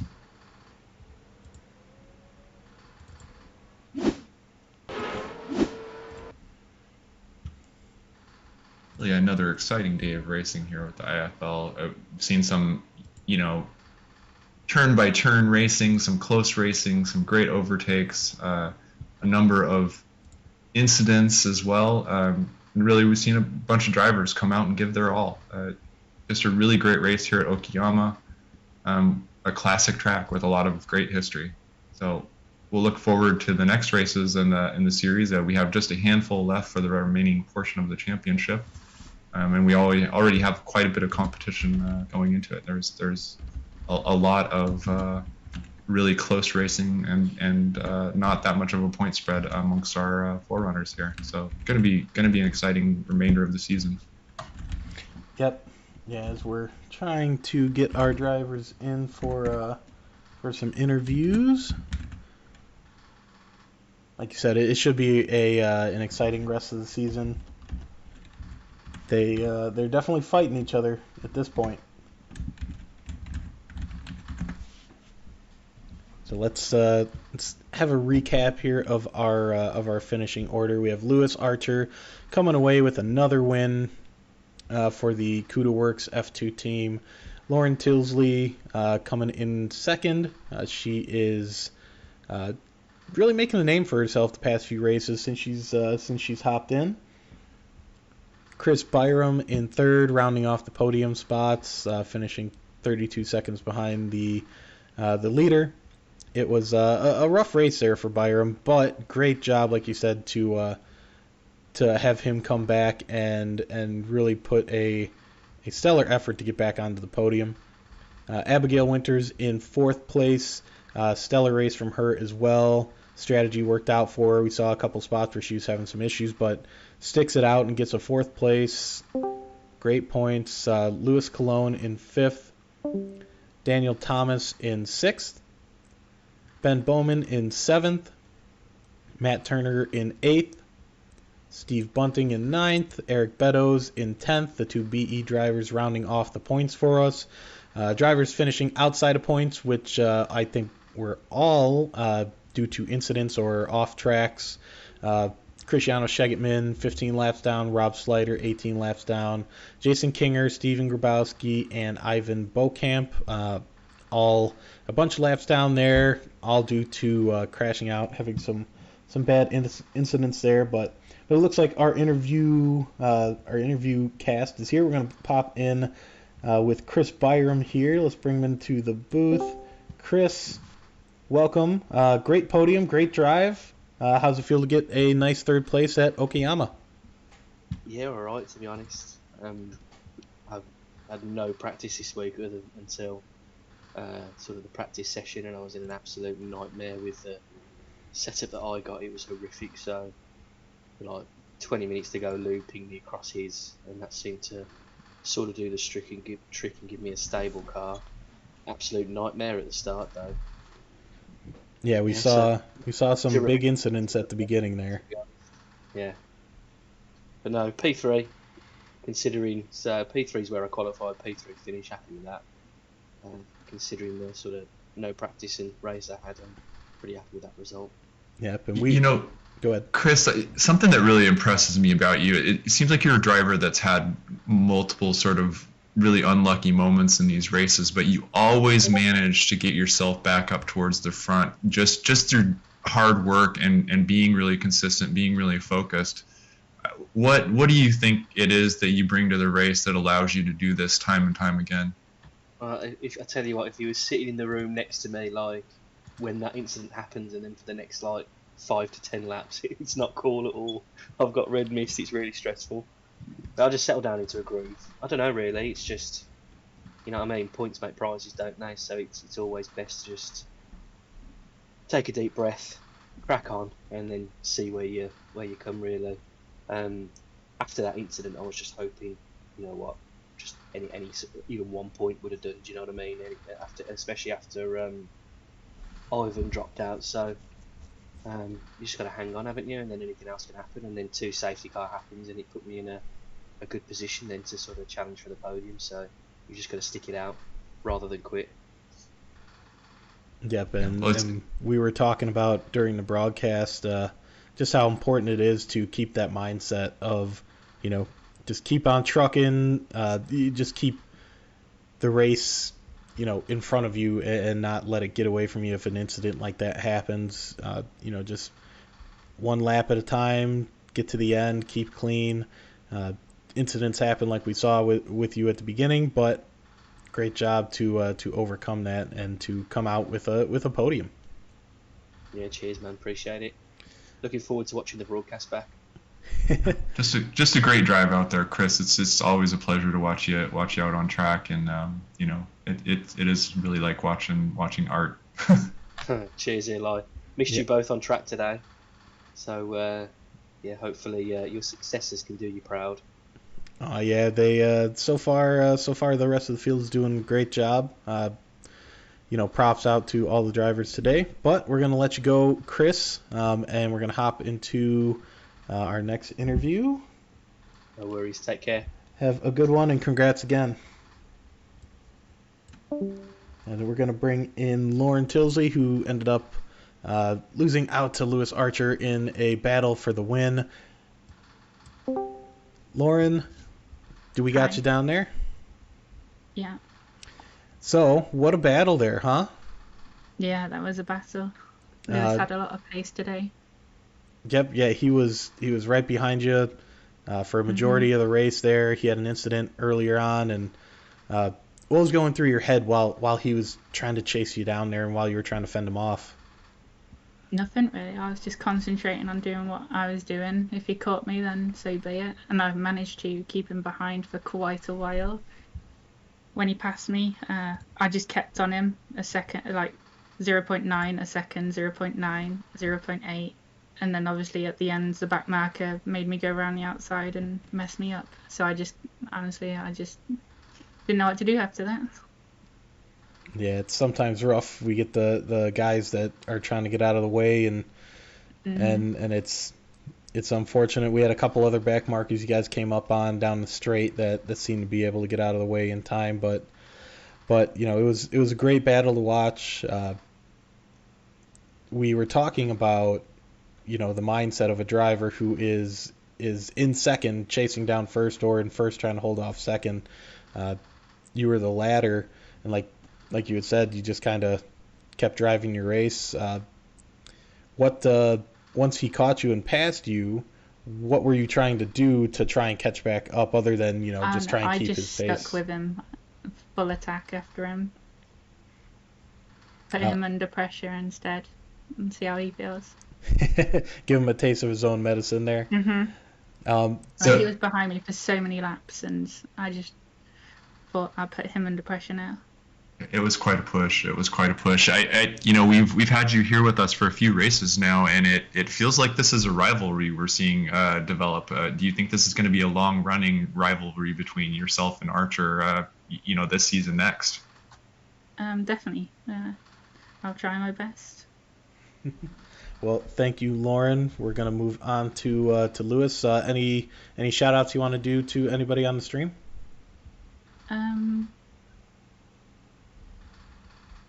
Yeah, to my teammate. He had a really unfortunate race. So, thanks. Anyway. All right. Well, congrats again on the podium, Lauren. We're going to move on to Lewis.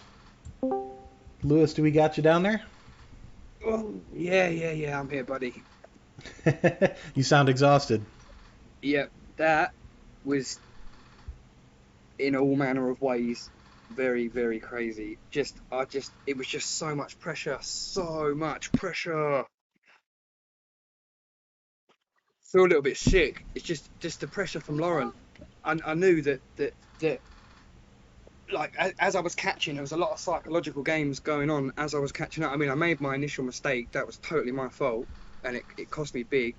Ended up at the back, committed to coming through. I thought I backed off on the restart because I just sensed some crap going to go down in turn one, which it did. I'm not sure how far or close I would have been to that. But yeah, I saw some stuff going at turn one, made a couple of places up, and then however the race turned out, I ended up P4, I think, on the second restart. Somebody span, and then I got past Rob, and then I set about Lauren, and it was just the mind games that went on during that moment were just insane. So you gained such a small amount, and then she started pushing so hard, and of course the gap become static, and then you really got. I was already pulling out everything I had, and she's gone to that other level, and I just thought to myself, I just don't know if I can risk everything. You know, P2's okay, but I just, you know, I think, no, just give it all you got. Just give it all you got. I just took the absolute crazy with the limits, and you start to nibble away again. You start to nibble away, and then I see a couple little tiny mistakes, and then I'm like, right, there she is. She's cracking. And then I made a mistake. I'm cracking too, and I'm like, we are both so close to the edge. We're both so close to the edge. And then, of course, I thought about the actual move. When I get there, the difference between us is so small. It's just a tenth. And I thought, I saved the one DRS, and I thought, and then she did all that trickery on the back straight, weaving left and right. And I just saw that moment, and I thought, there it is. She's thinking too many things. She's made too many decisions in a split second. I'm going to make one choice, go up the inside, bang, done, and there it was. Yep, and of course, and then you just got to keep it. You got to hold that 1/10 advantage. And I don't know what happened, man, but I come into the pits under the safety car, and I put 45 litres of fuel in. It said it's going to take me to the end of the race. And then about 6 laps later, whenever that second safety car happened, my whole screen went nobody else on the track for a split second. And then I looked down, and I've got 70 litres of fuel. No idea what happened, but I'm going to go check the telemetry afterwards. But iRacing added 30 litres of fuel to my car whilst I was on the road. No idea how that happened. It hurt a lot as well. I had a really heavy car. Yeah, that throws the balance of the car off quite a bit. A bit. Yeah, I mean, when you're that full and you're really throwing the car around and it's moving left and right more than you want it to through the turns, it makes it harder to brake, harder to accelerate out of the turns. So it just really struggling in the mid. So you get the braking zone the same as the car in front of you. You get the steering point, and then you just see you just don't quite have the weight to carry you through with the speed that they've got. Super bizarre. But and I'm pretty sure my car might have been hitting the floor as well. I know there's no sparks in iRacing, but I set my car up to be nearly on the floor at 45 litres, and then it chucked in. I had 70 at one point, so that's a fair chunk over the right height limit. So I don't. Yeah. Again, that was So whatever, but yeah, it was just so much pressure, just having all that happen, feeling a bit George Russell, Bahrain style, and just thinking, come on, I just can't let this go. I can't. I just have to. Yep, and we saw the floor of the car touch a little bit here and there. So we saw a couple little sparks there. So that was you definitely had some fuel in there. Well, really, if you saw sparks on the stream, then yeah, I was definitely hitting the floor. Yep, just a tiny bit. It's only a spark or two going through a couple of the infield sectors, but you were definitely way down, it would seem. But on that pass that you did on Lauren, what was going through your head when she threw it? She kind of tried to defend on the inside a bit, but there was still more room. Did you try and throw her dummy on the outside and then jump to the inside, or what was going through your mind?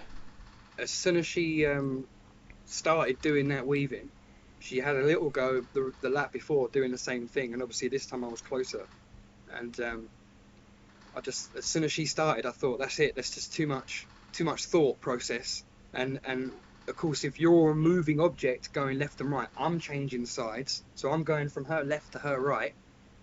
So I knew just in that split second of indecision to just take that opportunity right there, and I was like, the best way is to just make myself unreadable, and I stayed in a completely straight line, and then just waited until I've got to decide now. I've got to decide which way I'm going to go. And at the point I made my decision, both sides were free. And I thought, well, if both sides are free, you take the inside. and that was it. Just surgical move there, Lewis. And you may have been referred to as a surgeon during the course of the broadcast, but I mean, brilliant move there. That was the most pressure, that moment, because you spent all that effort and all that time, and you get there and you think, right, now what? Now is the real moment. I've spent all my effort getting here, and I could just blow it all. And actually, when you're that close to the limit, and so are they, it's so easy to just bin their race up as well. and all their effort, and it's whew, fighting at the front. Oh God, I'm a little bit calmer now, but I was quite emotional when I come over the line, for sure. I Yeah, felt it slip away. these races are very emotional, especially with how much mental strain goes uh, into a race this long. Like we had said before, it's an hour-long race, a little bit over that. And we have the safety cars. Keeping your mind in it, keeping your head in it, is such a struggle for some drivers. And if you can do it to the very end, it does take it out of you. You're mentally strained for not just the immediate few minutes after the race, but you almost want to go and lay down afterwards. And there's not even any physical strain from the car and being thrown around by the car, but just that mental strain alone, it just kills you. Yep, I did. That was the most pressure that I've been under for a long time, and you apply that pressure yourself. So in Brazil, I didn't quite have the pace. Probably, arguably, Lauren should have got pole, but her lap was, I know she got interfered with, so she was on the radio telling me she was 4 tenths up. So I was sitting there on pole thinking, don't really have the pace to be here, and probably just to the tune of one person. So when that opportunity came in Brazil and I started chasing for the lead, it was a bit unexpected, and I took the moment, and it was just but because I didn't know I had the pace. But this week, you've got the pace, is the expectation. Nothing less than first would have been acceptable, and just to have a chaos race like that. Yeah, in the middle there, definitely a couple of points. I came down the back straight and I thought, you know what, I don't know if I can actually handle the pressure right now and keep going up in pace. It was only a couple tenths each time, but every time she'd step it up, I think I've got to answer that back. Such an amazing race to watch, and you guys really put on a show. So congrats on the win. Any shout outs, Lewis, before we let you go? Yeah, always a big shout out to the IFL. I know you guys have got a slightly different team. It's usually Rob doing our stream this week, so hats off to you guys. I look forward to going and seeing the stream. I'm excited about that. And yeah, the management side of things, literally everybody that's involved with this and all the drivers, I say the same every week. The organisation is only as strong as every participant in it. Week on week, we keep turning up and doing the do, and it makes racing fun for everybody at all levels of the grid. And yeah, it's just sorry, I am just very, very, very, very emotional right now. You're all right, Lewis. Well, we'll let you get to it and take a break now. Once again, that was an amazing race and performance you put on. So congrats again, Lewis. Thank you, guys. I hope you enjoyed the race anyway. And off to Twin Ring next week, I think. Yep, Twin Ring, Motegi. We will see you there, Lewis. Thank you. Yeah, definitely. Congratulations, Lewis. You too. Thank you later, buddies. All right. Well, that's that. That wraps it up for Okayama in the Pacific Grand Prix for us. Lewis taking another win here, followed closely by Lauren Tilsley. We got quite the performance there, didn't we, Eli? We sure did. And thank you to all of you watching, spending this time with us, to enjoy our sport with us, to watch our wonderful drivers turn some amazing laps and just have a fantastic race here. I don't know about you, Alex, but I'm looking forward to the remaining races in this season and just see who comes out with the championship. Yep, same here. It's 2/3 of the way through the season now. We got 6 more races ahead of us, the remainder of the Asian tour, and then we're going back to Europe to finish out after one more break.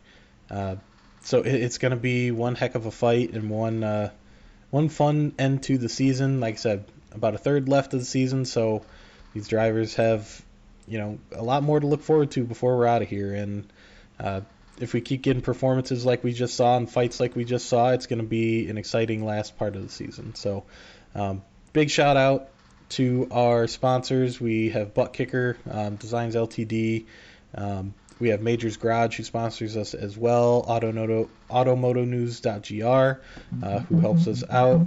And big shout out to our drivers and all the effort that they put in. Our podium winners, Lewis Archer on top, Lauren Tilsley in second, Chris Byram in third. And like we said, great job to all the drivers, all the admin, like Lewis had said in his interview. Great job on you guys keeping everything running. And I want to do one big shout out and ask everybody to keep Rob and his family in our thoughts. Rob Slider today racing had some family issues going on, health issues. So keep him and his family in your thoughts. We reach out to you, Rob, and just to let you know that we're all with you. So everybody, thank you guys for coming out and watching. We're going to sign off. You guys have a great rest of the day, and we'll see you next week at Twin Ring More Techie.